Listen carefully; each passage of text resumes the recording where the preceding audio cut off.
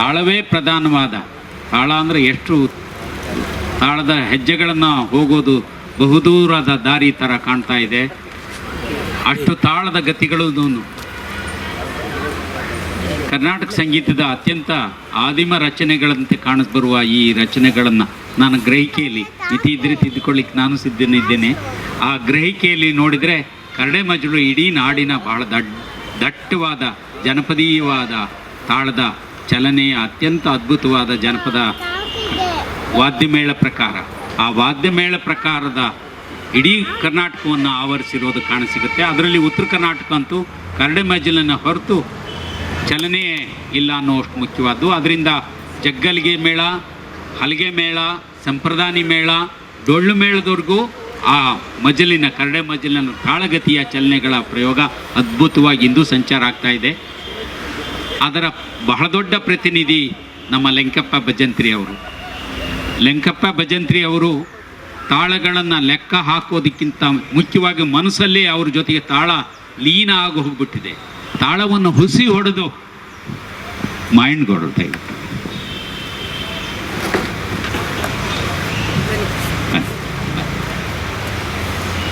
ನಗರಸಭೆಯ ಕಮಿಷನರು ಅತ್ಯಂತ ಜನಪ್ರೀತಿಯವರು ಅಂತ ಕೇಳಿದ್ದೇವೆ. ಅದಕ್ಕಿಂತ ಒಬ್ಬ ಅಧಿಕಾರಿ ಜನರಿಗೆ ಹತ್ತಿರ ಆಗೋದು ಭಾಳ ಕಷ್ಟದ ಕೆಲಸ. ತಮ್ಮ ಕೆಲಸದಿಂದ ಈ ಖಾತೆಗಳ ಮೂಲಕ, ಸ್ವಚ್ಛತೆ ಮೂಲಕ, ನೀರನ್ನು ಒದಗಿಸೋದ್ರ ಮೂಲಕ ಬಹಳ ಇಕ್ಕಟ್ಟಿನ ಕೆಲಸವನ್ನು ಅವರು ಬಹಳ ಅಚ್ಚುಕಟ್ಟಾಗಿ ನಡೆಸ್ಕೊಂಡು ಬರ್ತಾ ಇದ್ದಾರೆ ಅಂತಾರೆ. ಅವರು ನಮ್ಮ ಅತಿಥಿಯಾಗಿದೆ, ಅವರಿಗೆ ಪ್ರೀತಿಪೂರ್ವಕವಾಗಿ ಸ್ವಾಗತಿಸ್ತೇವೆ. ಈಗಾಗಲೇ ನಾವು ಹೇಳ್ತಾ ಇದ್ದ ಲೆಂಕಪ್ಪ ಭಜಂತ್ರಿ ಅವರ ಕುರಿತ ಮಾತಿನಲ್ಲಿ ಎಷ್ಟು ಅವ್ರ ಜೊತೆಗೆ ತಾಳ ಲೀನ ಆಗೋಗ್ಬಿಟ್ಟಿದೆ ಅನ್ನೋದ ನೀವೇ. ಅವರು ಬರೀ ತಾಳವನ್ನು ನುಡಿಸ್ತಾ ಇರಲ್ಲ, ಅವರೊಂದು ರೀತಿ ಪ್ರದರ್ಶನ ಮಾಡ್ತಾರೆ. ಅದು ಎಷ್ಟು ಪ್ರದರ್ಶನ ಮಾಡ್ತಾರೆ ಅನ್ನೋದು ಒಟ್ಟು ಮೇಳದಲ್ಲಿ ನೋಡೋದಕ್ಕೆ ತುಂಬ ಚೆಂದ. ಆದರೂ ಅವರ ಗತಿನ ನಿಮ್ಗೆ ಗಮನಿಸ್ತೀವಿ. 8, 9, 18, 24 ಅಕ್ಷರಗಳ ಲೆಕ್ಕಾಚಾರದ ನಡೆಯ ಕರಡಿ ಮಜಲಿನ ಗುಣ, ಅದರ ಗತಿಗಳನ್ನೆಲ್ಲ ನಿಮ್ಮ ಎದುರಿಗೆ ತೋರಿಸ್ಕೊಡ್ತಾರೆ. ಮೊದಲಿಗೆ ಆರಂಭಕ್ಕೊಂದು ಗತಿನ ತೋರಿಸ್ಬಿಟ್ಟು ಇವತ್ತಿನ ಕಾರ್ಯಕ್ರಮನ ಅವರು ಅದೇ ಪ್ರಾರ್ಥನೆ ಅದೇ ಕಾರ್ಯಕ್ರಮ, ಹಾಗಾಗಿ ನುಡಿಸ್ಬೇಕು ಅಂತ ಕೇಳ್ತೇನೆ. ಮತ್ತೆ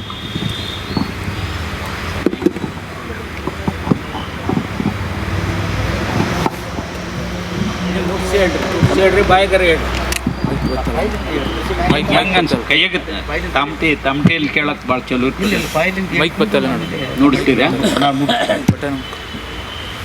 ಈ ವಾದ್ಯ ಮೇಳದ ಒಂದು ವಿಶೇಷ, ಅವನ ಅಭ್ಯಾಸ ಮಾಡದೆ ತಾಳವನ್ನು ಬಾಯಲ್ಲಿ ನುಡಿಸಿ ಕೋಲಲ್ಲಿ ನುಡಿಸಿ ಅಂತ ಅವರು ಸ್ಪಷ್ಟವಾಗಿ ಹೇಳ್ತಾರೆ. ನೀವು ಭರತನಾಟ್ಯವನ್ನು ಅಭ್ಯಾಸ ಮಾಡುವಾಗ ಒಂದು ಕೋಲನ ಗುಣಿಯನ್ನು ಬಾರಿಸಿ ನುಡಿಸುವಂತಹ ರೂಪ ನೋಡ್ತೇವಲ್ಲ, ಬಹುಶಃ ಈ ಕರಡೆ ಮಜಲನ್ನು ನೋಡಿದರೆ ನಮ್ಮ ಆದಿಮ ತಾಳಜ್ಞಾನವನ್ನು ಕಲಿಸಿಕೊಡುವವರ ರೂಪವೇ ಇದೇ ಆಗಿರೋದು ಸ್ಪಷ್ಟ. ಆ ಕೋಲಲ್ಲಿ ನುಡಿಸುವಾಗ ಹೇಗೆ ತಾಳನ ಹಾಕ್ತಾರೆ ಅನ್ನೋದನ್ನು ಅವರೀಗ ಬಾಯಲ್ಲಿ ತೋರಿಸ್ತಾರೆ, ಆಮೇಲೆ ಕೈಯಲ್ಲಿ ತೋರಿಸ್ತಾರೆ. ಇವರು ಒಂದು ವಾದ್ಯ ನುಡಿಸೋರಲ್ಲ, ತಮಟೆ ಅಂದರೆ ಹಲಿಗೆ ಅಂತ, ಆ ಕಡೆಗೆ ಹಲಿಗೆ ಅಂತ ಹೇಳ್ತಾರಲ್ಲ, ಹಲಿಗೆ, ಗುಣಿ, ಗುಂಡು ತಾಳ, ಹೀಗೆ ಅನೇಕ ವಾದ್ಯಗಳ ಜೊತೆಗೆ ಶಹನಾಯಿ ಅಷ್ಟು ನುಡಿಸ್ಬೋದಾದ ಬಹುಮುಖ್ಯ ವಾದ್ಯಗಾರರು. ಈಗ ಕೆಲವು ಗತಿಗಳನ್ನು ವರ್ಷ ತಮಟೆಗೂ ಎರಡನ್ನೂ ಹಾಕಿ ತೋರಿಸ್ರಿ.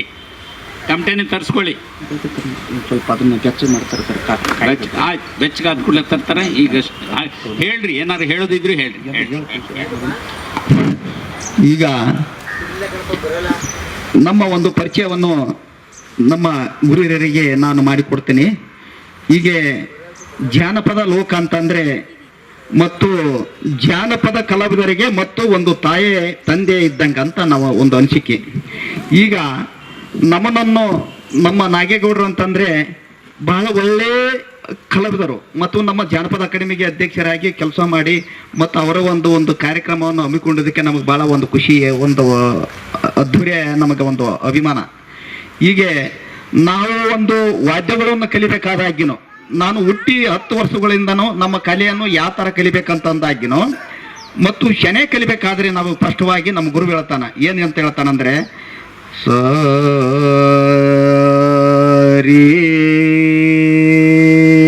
ಗ ಮ ಪ ದ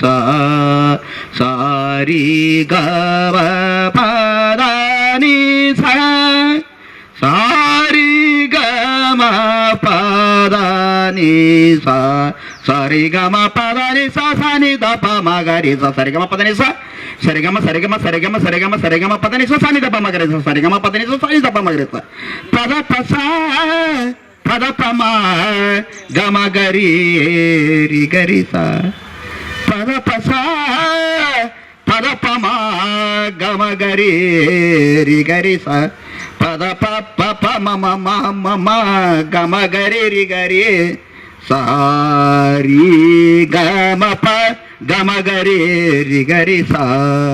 ಈ ಒಂದು ನಾವು ಶನೆ ಕಲಿಬೇಕಾದಾಗಿನ ಈ ಥರ ಕಲಿತಾ ಇದ್ದೀವಿ. ಮತ್ತು ದಿಮ್ಮ ಕಲಿಬೇಕಾದಾಗಿನೂ ನಮ್ಮ ಗುರು ಹೇಳ್ತಾನ ಕಬ್ಬು ಕುಬ್ಬು ಕಬ್ಬಕ್ಕ ಕಬ್ಬು ಕುಬ್ಬು ಕಬ್ಬು ಕುಬ್ಬು ಕಬ್ಬು ಕುಬ್ಬು ಕಬ್ಬಕ್ಕ ಕಬ್ಬು ಕುಬ್ಬು ಕಬ್ಬಕ್ಕ ಕಬ್ಬು ಕುಬ್ಬು ಕಬ್ಬು ಕುಬ್ಬು ಕಬ್ಬು ಕುಬ್ಬು ಕಬ್ಬ ಕಬ್ಬು ಕುಬ್ಬು ಕಬ್ಬು ಕುಬ್ಬು ಕಬ್ಬು ಕುಬ್ಬು ಕಬ್ಬ ಕಬ್ಬು ಕುಬ್ಬು ಕಬ್ಬು ಕುಬ್ಬು ಕಬ್ಬು ಕುಬ್ಬು ಕಬ್ಬ ಕಬ್ಬು ಕುಬ್ಬು ಕಬ್ಬು ಕುಬ್ಬು ಕಬ್ಬು ಕುಬ್ಬು ಕಬ್ಬ ಕಬ್ಬು ಕುಬ್ಬು ಕಬ್ಬು ಕುಬ್ಬು ಕಬ್ಬು ಕುಬ್ಬು ಕಬ್ಬ ಕಬ್ಬು ಕುಬ್ಬು ಕಬ್ಬು ಕುಬ್ಬು ಕಬ್ಬು ಕುಬ್ಬು ಕಬ್ಬ ಕಬ್ಬು ಕುಬ್ಬು ಕಬ್ಬು ಕುಬ್ಬು ಕಬ್ಬು ಕುಬ್ಬು ಕಬ್ಬ. ದಿಮ್ಮ ಕಲಿಬೇಕಾದಾಗಿನೂ ಈ ಥರ ನಮ್ಮ ಗುರು ಕಲಿಸ್ತಾನ. ಮತ್ತು ತಾಳದ ವಾದನ ಕಲಿಬೇಕಾದಾಗಿನೂ ಚೊಯ್ ಚಕ್ಕ ಚಕ್ಕ ಚೊಯ್ ಚಕ್ಕ ಚಕ್ಕ ಚೊಯ್ ಚಕ ಚಕ ಚಕ ಚೊಯ್ ಚಕ ಚಕ ಚಕ ಚೊಯ್ ಚಕ ಚಕ ಚಕ ಚೊಯ್ ಚಕ ಚಕ ಚಕ ಚೊಯ್ ಚಕ ಚಕ ಚೊಯ್ ಚಕ ಚಕ ಚೊಯ್ ಚಕ ಚಕ ಚಕ ಚೊಯ್ ಚಕ ಚಕ ಚೊಯ್ ಚಕ ಚಕ ಚೊಯ್ ಚಕ ಚಕ ಚೊಯ್ ಚಕ ಚಕ ಚೊಯ್ ಚಕ ಚಕ ಚಕ ಚೊಯ್ ಚಕ ಚಕ ಚಕ ಚ ಚೊಯ್ ಚಕ ಚಕ ಚಕ ಚ ಚೊಯ್ ಚಕ ಚಕ ಚಕ ಚ ತಾಳದ ವಾದನ ನುಡಿತಾದ. ಮತ್ತು ಕಡಿವಾದನ ಕಲಿಬೇಕಾದಾಗಿನೂ ನಮ್ಮ ಗುರು ಹೇಳ್ತಾನ ಬಲಗೈಯಲ್ಲೇ ಒಂದು ಗುಣೆ ಮತ್ತು ಎಡಗೈಯಲ್ಲೇ ಒಂದು ಗುಣೆ ಅದಕ್ಕೂ ಕೋಲ ತೆಗೆದುಕೊಂಡು ಸ್ಪಷ್ಟವಾಗಿ ನಾವು ಕಣಿವಾದನ ಕಲಿಬೇಕಾದಾಗಿನೂ ಯಾವ ಥರ ಕಲಿಬೇಕಂತಂದರೆ ಈಗ ತಾದಿ ತೋನ ತಾದಿ ತೋನ ತೆಕ್ಕಿಟ ತಕ ದಿಕ್ಕಿಟ ತಕ ತೊಂಗಿಟ ತಕ ನಂಗಿಟ ತಕ ತೆಕ್ಕಿಟ ತಕ ದಿಕ್ಕಿಟ ತಕ ತೊಂಗಿಟ ತಕ ನಂಗಿಟ ತಕ ತಾಕಿಟ ಕಿಟ ಕಿಟ ಕಿಟ ಕಿಟ ಕಿಟ ಕಿಟ ಕಿಟ ಕಿಟ ಕಿಟ ಕಿಟ ಕಿಟ ಕಿಟ ದಿದ್ದಿ ಕಿಟ ಕಿಟ ಕಿಟ ಕಿಟ ಕಿಟ ಕಿಟ ಕಿಟ ಕಿಟ ಕಿಟ ಕಿಟ ಕಿಟ ಕಿಟ ತೊಂತೋ ಕಿಟ ಕಿಟ ಕಿಟ ಕಿಟ ಕಿಟ ಕಿಟ ಕಿಟ ಕಿಟ ನಂಗಿಟ ಕಿಟ ಕಿಟ ಕಿಟ ಕಿಟ ಕಿಟ ಕಿಟ ಕಿಟ ತೆಕ್ಕಿಟ ತಕ ದಿಕ್ಕಿಟ ತಕ ತೊಂಗಿಟ ತಕ ನಂಗಿಟ ತಕ ತೆಕ್ಕಿಟ ತಕ ದಿಕ್ಕಿಟ ತಕ ತೊಂಗಿಟ ತಕ ನಂಗಿಟ ತಕ ತಾಕಿಟ ತಕ ದಿದ್ದಿ ಕಿಟ ತಕ ತೊಂತು ಕಿಟ ತಕ ನನ್ನ ಕಿಟ ತಕ.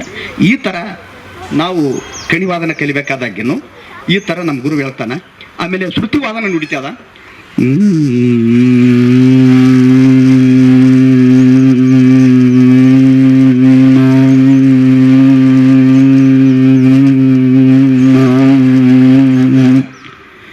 ಶ್ರುತಿವಾದನ ನುಡಿತದೆ ಈ ಥರ.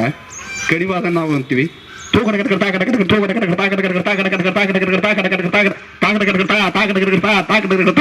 ಈ ಥರ ನಾವು ಕಣಿವಾದನ ಕಲಿಬೇಕಾಗತ್ತ. ನಮ್ಮ ಗುರು ಹೇಳಿರ್ತಕ್ಕಂಥ ಒಂದು ವೃತ್ತಿಯನ್ನು ನಾನು ಈ ಬೇಡಿಕೆ ಮುಖಾಂತರ ತಮ್ಮ ಹಿರಿಯರ ಆಶೀರ್ವಾದ ಮುಖಾಂತರ ಕಾರ್ಯಕ್ರಮವನ್ನು ವಾದ್ಯವನ್ನು ನುಡಿಸಿ ನಾನು ತೋರಿಸ್ತೇನೆ ಅಂತೇಳಿ ತಮ್ಮೆಲ್ಲೇ ನಮಸ್ಕಾರ ಮಾಡಿ ಕೇಳ್ತೇನೆ.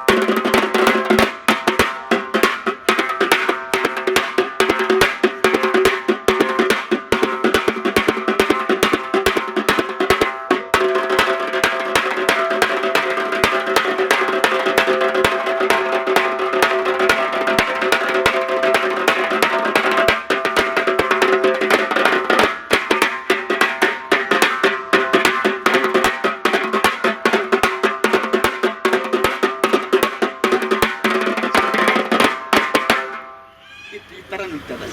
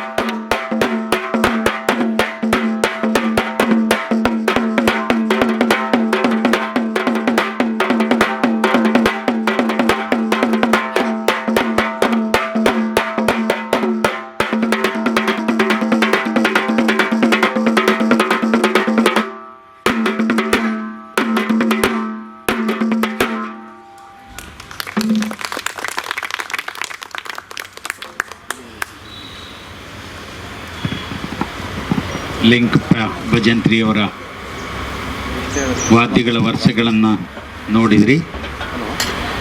ಈಗ ನಮ್ಮ ಪರಿಷತ್ನ ಮ್ಯಾನೇಜಿಂಗ್ ಟ್ರಸ್ಟಿಯವರು, ಅತಿಥಿಯವರು ಅವ್ರನ್ನ ಸನ್ಮಾನಿಸಬೇಕು. ಅದಕ್ಕೆ ಮೊದಲೇ ಒಂದು ತಾಳದ ವರ್ಷನ ತೋರಿಸ್ತೀನಿ ಅಂತ ಅವರು ಕಣ್ಣಲ್ಲಿ ಚೆನ್ನಾಗಿ ಹೇಳಿದ್ದಾರೆ. ತಾಳದ ವರ್ಷನ ನೋಡೋಣ. ಇವರಿಗೆ ಕೇವಲ ವಯಸ್ಸು 28 ಅಷ್ಟೇ, ಮೇಲೆ 40 ಸೇರಿಸಿ ಅಲ್ವಾ? ಇನ್ನಷ್ಟು ಕಡಿಮೆ, ಇನ್ನಷ್ಟು ವಯಸ್ಸು 28 ವರ್ಷ ಅಷ್ಟೇ ಅಂತ ಹೇಳಿದೆ, ಸರಿ ಅಲ್ವಾ?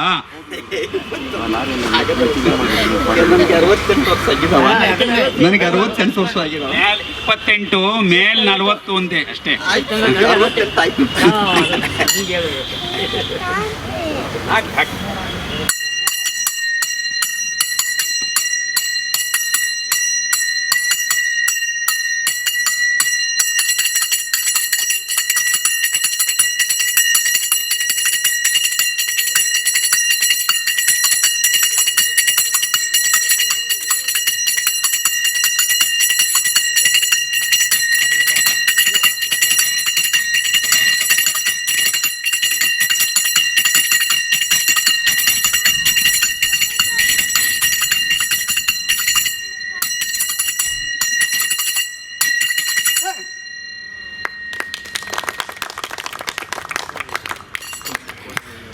ನೀವೀಗ ನೋಡಿದ್ದು ಸ್ಯಾಂಪಲ್ ಅಷ್ಟೇ.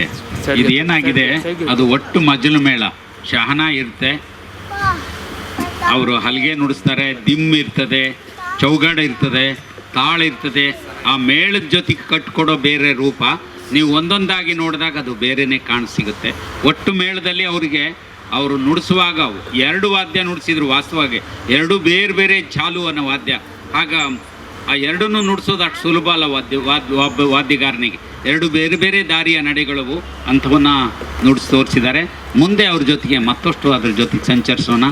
ಮೇಡಮ್ ಅವರು, ರಾಜೇಗೌಡರು ಮತ್ತು ನಮ್ಮ ಅತಿಥಿಗಳು ಅವರನ್ನು ಗೌರವಿಸಬೇಕು ಅಂತೇಳಿ ಕೇಳ್ಕೊಳ್ತೇನೆ.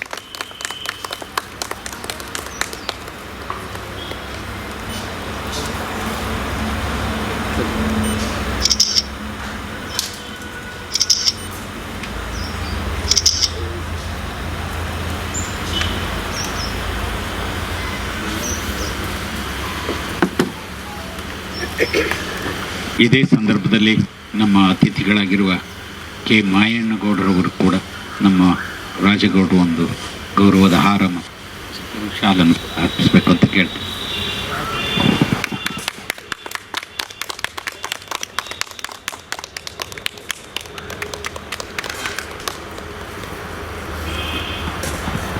ಹಾಗೆಯೇ ಲೆಂಕಪ್ಪ ಅವರ ಮಗನಾದ ಕುಪೇಂದ್ರ ಭಜಂತ್ರಿ ಅವರಿಗೆ ಕೂಡ ನಮ್ಮ ಪ್ರೀತಿಯ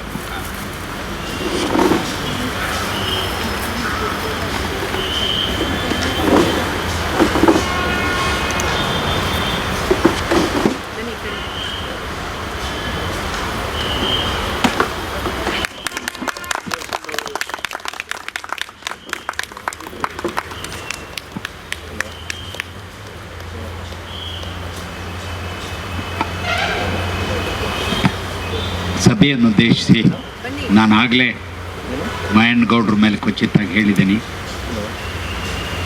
ನಮ್ಮ ಮಧ್ಯೆ ಜನರಿಗೆ ಹತ್ತಿರವಾಗುವ ಹಾಗೆ ಕೆಲಸ ಮಾಡುವ, ಸರ್ಕಾರದ ಹುದ್ದೆಯಲ್ಲಿ ಕೆಲಸ ಮಾಡುವುದು ಸರಳವೂ ಅಲ್ಲ, ಸುಲಭವೂ ಅಲ್ಲ. ಜನರಿಗೆ ಹತ್ತಿರ ಆಗುವಾಗ ಅನಿಸೋದಕ್ಕೆ ಭಾಳ ದೂರ ಚಲಿಸಬೇಕಾಗುತ್ತೆ. ಹಾಗೆ ಪ್ರೀತಿಯಾಗಿ ಕೆಲಸ ಮಾಡ್ತಾ ಇರುವಂತಹ ಮಾಯಣ್ಣಗೌಡರು ನಮ್ಮ ಲೋಕಕ್ಕೆ ಆಹ್ವಾನಿಸಿರುವುದು ನಮ್ಮ ಪ್ರೀತಿ, ನಾಗೇಗೌಡರ ಪ್ರೀತಿ, ತಿಮ್ಮೇಗೌಡರ ಪ್ರೀತಿ, ಮೇಡಮ್ ಎಲ್ಲರ ಪ್ರೀತಿಗೆ ಅವರು ನಮ್ಮ ಕಾರ್ಯಕ್ರಮದಲ್ಲಿ ಪಾಲ್ಗೊಂಡಿರುವುದು ಅತ್ಯಂತ ಸಂತೋಷ. ಅವರು ಸಭೆಯನ್ನು ಉದ್ದೇಶಿಸಿ ಕೆಲವು ಮಾತಾಡಬೇಕು ಅಂತ ಕೇಳಿ. ಎಲ್ಲರಿಗೂ ನಮಸ್ಕಾರ. ಇಂದಿನ ಕಾರ್ಯಕ್ರಮದ ಕೇಂದ್ರ ಬಿಂದು ಶ್ರೀ ಲಂಕಪ್ಪ ತಿಮ್ಮಪ್ಪ ಭಜಂತ್ರಿರವರೇ. ಈ ಇಡೀ ಜನಪದ ಲೋಕದ ಜನಪದತ್ತ ಎನ್ನುವ ಶೀರ್ಷಿಕೆಯಡಿ ಕನ್ನಡ ನಾಡು ನುಡಿ ಜನ ಜಲ ಕಲೆ ಸಂಸ್ಕೃತಿ ಭವ್ಯತೆ ಪರಂಪರೆಗಳನ್ನು ರಕ್ಷಿಸುವತ್ತ ಒಂದು ದಾರಿಯನ್ನು ಮಾಡ್ತಾ ಇರುವಂಥ ಮ್ಯಾನೇಜಿಂಗ್ ಟ್ರಸ್ಟಿ ಕರ್ನಾಟಕ ಜನಪದ ಪರಿಷತ್ ಆದಂಥ ಶ್ರೀಮತಿ ಇಂದಿರಾ ಬಾಲಕೃಷ್ಣ ಮೇಡಮ್ರವರೇ, ಸನ್ಮಾನ್ಯ ಡಾಕ್ಟರ್ ರಾಜೇಗೌಡ ಅವಸಳ್ಳಿಯವರೇ, ಸನ್ಮಾನ್ಯ ಡಾಕ್ಟರ್ ಕುರುವ ಬಸವರಾಜರವರೇ, ಈ ಒಂದು ಸುಂದರ ಬಯಲು ಸಭಾಂಗಣದಲ್ಲಿ ಸಮಾಗಮಗೊಂಡಿರುವಂಥ ಎಲ್ಲ ನನ್ನ ಸಹೃದಯ ಸಭೆಗೆ ಬಂದವರೇ, ನಾನು ವೃತ್ತಿಯಲ್ಲಿ ಮುನ್ಸಿಪಲ್ ಕಮಿಷನರ್ ರಾಮನಗರ. ಸಾಮಾನ್ಯವಾಗಿ 2.5 ವರ್ಷ ನನ್ನ ಸರ್ವೀಸು. ಯಾವುದೇ ಥರದ ವೇದಿಕೆ ಕಾರ್ಯಕ್ರಮಗಳಿಗೆ, ಯಾವುದೇ ಥರದ ಸನ್ಮಾನ ಅಭಿನಂದನಾ ಕಾರ್ಯಕ್ರಮಗಳಿಗೆ ಇದುವರೆಗೂ ಕೂಡ ಹೋಗಿಲ್ಲ, ಎಕ್ಸೆಪ್ಟ್ 1 ಅಥವಾ 2 ಬಿಟ್ಟು. ಆದರೆ ನಮ್ಮ ಪತ್ರಕರ್ತ ಸನ್ಮಿತ್ರರು ಶ್ರೀಮಾನ್ ರುದ್ರೇಶ್ರವರು, ಪ್ರಜಾವಾಣಿ ಪತ್ರಕರ್ತರು, ಅವರು ಜನಪದ ಲೋಕದಲ್ಲಿ ಒಂದು ತಿಂಗಳ ಕಾರ್ಯಕ್ರಮ ನಡೀತಾ ಇದೆ, ದಯಮಾಡಿ ತಾವು ಬರಬೇಕು, ತಮ್ಮ ಹೆಸರು ನೋಡಿ ನನಗೆ ಖುಷಿ ಆಯಿತು ಅಂದರು. ನಾನು ಇದೇನಪ್ಪ ಇದು, ಯಾಕೆಂದರೆ ಅವರು ನಾರ್ಮಲ್ ಆಗಿ ತುಂಬ ಅತ್ಯುನ್ನತ ವಿಷಯಗಳ ಬಗ್ಗೆನೇ ಜಾಸ್ತಿ ಗಮನ ಹರಿಸುವಂಥ ಒಬ್ಬ ಪ್ರತಿಭಾನ್ವಿತ ವ್ಯಕ್ತಿ. ಅವ್ರು ಹಿಂಗೆ ಹೇಳ್ತಾ ಇದ್ದಾರಲ್ಲ, ಏನಿದು ವಿಶೇಷ ಅಂತ ನೋಡ್ಬೇಕು ಅಂದ್ಬಿಟ್ಟು ಇವತ್ತು ಸೆಕೆಂಡ್ ಸಾಟರ್ಡೆ ಆದರೂ ಕೂಡ ಬೆಂಗಳೂರಿನಲ್ಲಿ ವಾರಕ್ಕೆ ಒಂದೇ ದಿನ ನಮ್ಗೆ ರಜಾ ಸಿಗೋದು ಫ್ಯಾಮಿಲಿ ಜೊತೆ ಇರಲಿಕ್ಕೆ, ಆದರೂ ಕೂಡ ಇಲ್ಲಿ ಬಂದೆ. ನನಗೆ ಈ ಒಂದು ಸಂದರ್ಭದಲ್ಲಿ ಸಭಿಕರು, ಸನ್ಮಾನಿತರು, ಗಣ್ಯರು, ಸಭಿಕರು ಕಡಿಮೆ ಇರ್ಬೋದು, ಅದು ಬೇರೆ ಪ್ರಶ್ನೆ. ಆದರೆ ಒಂದು ಜನಪದ, ನಮ್ಮ ಹಿಂದಿನ ಸಂಸ್ಕೃತಿ ಕಲೆ, ಅದನ್ನ ಉಳಿಯೋತ್ತ ಆಗ್ತಾ ಇರುವಂತ ದಾಪುಕಾಲ್ ಇದೆಯಲ್ಲ, ಇದು ಅದ್ರ ಬಗ್ಗೆ 2 ಮಾತಾಡಲೇಬೇಕನ್ನೋ ಉದ್ದೇಶ ಇಟ್ಕೊಂಡು ನಾನು ತಮ್ಮ ಮುಂದೆ ಬಂದೆ. ಮೊದಲನೇದಾಗಿ, ಕಳೆದ 1 ವರ್ಷದ ಹಿಂದೆ ನಾವು ಕರ್ನಾಟಕ ಗೌರ್ಮೆಂಟ್ನ ರೆಪ್ರೆಸೆಂಟ್ ಮಾಡಿಕೊಂಡು ಜೈಪುರ್ಗೆ ಹೋಗಿದ್ವಿ. ಹಲವಾರು ಬಾರಿ ಜೈಪುರ್ಗೆ ಹೋಗಿರ್ತೀವಿ, ಬಟ್ ಈ ಸಾರಿ ಜೈಪುರ್ಗೆ ಹೋದಾಗ ಗುಜರಾತ್ ಗೌರ್ಮೆಂಟಿಂದನೇ 2 ದಿನ ಕಾನ್ಫರೆನ್ಸ್ ಮುಗಿದಾದ್ಮೇಲೆ ಒಂದು ಸೈಟ್ ಸೀಯಿಂಗ್ ಇಟ್ಕೊಂಡಿದ್ರು. ಅಲ್ಲಿ ಬೆಳಿಗ್ಗೆನ ಸಾಯಂಕಾಲದವರೆಗೂ ಹೇಳ್ತಾ ಇದ್ರು ಒಂದೇ ಮಾತು, ಇದೆಲ್ಲ ಮುಗಿಸ್ಕೊಂಡು ಸಾಯಂಕಾಲ ಈವ್ನಿಂಗ್ 4 ಗಂಟೆಗೆ ಹೋಗ್ಬಿಡ್ಬೇಕು, ಅಲ್ಲಿ ಚೌಕಿದಾನಿ ಅಂತ ಇದೆ, ಆ ಚೌಕಿದಾನಿಗೆ ಹೋಗ್ಬೇಕು, ಚೌಕಿದಾನಿಯಲ್ಲಿ ತುಂಬ ರಶ್ ಇರುತ್ತೆ, ಬೇಗ ಹೋಗ್ಬೇಕು, ತುಂಬ ಚೆನ್ನಾಗಿರುತ್ತೆ. ಎಲ್ಲ ನಡೆದ್ರು ಚೌಕಿದಾನಿಕೋ ಜಾನ ಹೈ, ಚೌಕಿದಾನಿಕೋ ಜಾನ ಹೈ. ಏನಿ ಚೌಕಿದಾನಿ? ಫಾರಿನವರೆಲ್ಲ ಬರ್ತಾರಂತೆ, ತುಂಬ ಕಷ್ಟ ಅಂತೆ. ಅಲ್ಲಿ ಹೋಗ್ತೀವಿ, ದೊಡ್ಡ ಕ್ಯೂ, ಸುಮಾರು 100 ಹೈಟೆಕ್ ಕಾರ್ಗಳು, ದೊಡ್ಡ ದೊಡ್ಡ ವೆರೈಟಿ ಫಾರಿನರ್ಸು. ಎಂಟ್ರೆನ್ಸ್ ಫೀಸು 1000 ರೂಪಾಯಿಂದ ಕಮೆನ್ಸು.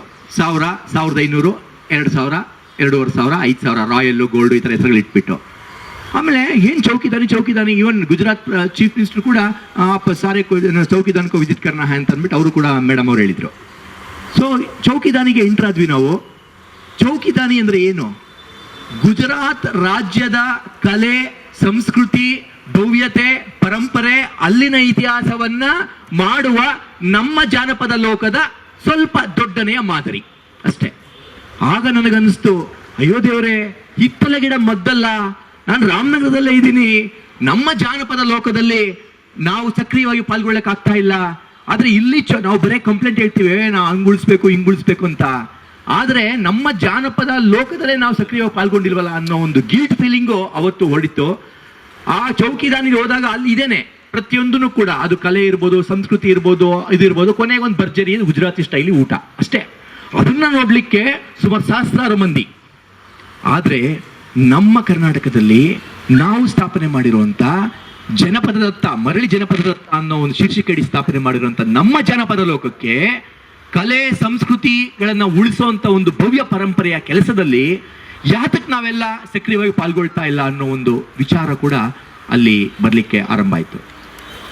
ನಾವು ಎಲ್ಲಿಯವರೆಗೂ ನಮ್ಮ ಹಿಂದಿನದನ್ನ ಸ್ಮರಿಸ್ಕೊಂಡು ಉಳಿಸ್ಕೊಂಡು ಬೆಳೆಸ್ಕೊಳ್ಳಿಕ್ಕೆ ಸಾಧ್ಯ ಇಲ್ವೋ ಅಲ್ಲಿವರೆಗೂ ನಾವು ಯಾವುದೇ ಆಧುನಿಕ ತಂತ್ರಜ್ಞಾನದ ಭರಾಟೆಯಲ್ಲಿ ಹೋದ್ರೂ ಕೂಡ ನಾವು ಅಭಿವೃದ್ಧಿ ಹೊಂದಕ್ಕೆ ಸಾಧ್ಯ ಆಗೋದಿಲ್ಲ. 1-2 ಎಕ್ಸಾಂಪಲ್ ಜೊತೆ ತಮ್ಗೆ ಹೇಳ್ತಾ ಹೋಗ್ತಾನೆ.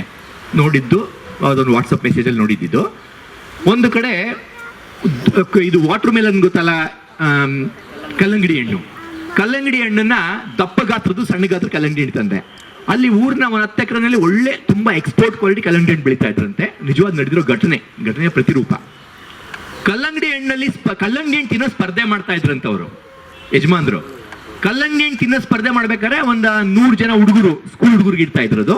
ಎಲ್ಲರೂ ಕೂಡ ಕಲ್ಲಂಗಡಿ ಹಣ್ಣು ತಿನ್ಬೇಕು, ಅದರಲ್ಲಿ ಯಾರು ಬಂದ್ಬಿಟ್ಟು ಬೇಗ ತಿಂತಾರೆ ಆ ಥರದ ಮೇಲೆ ಪ್ರೈಸ್ ಆ ಥರ. ಸೊ 50-60 ಜನ ಹುಡುಗರು ಪಾಲ್ಗೊಳ್ತಾ ಇದ್ರು. ರುಚಿಯಾದ ದೊಡ್ಡ ಕಲ್ಲಂಗಡಿ ಹಣ್ಣನ್ನೇ ಅವರು ಆಯ್ಕೆ ಮಾಡಿಡ್ತಾ ಇದ್ರು.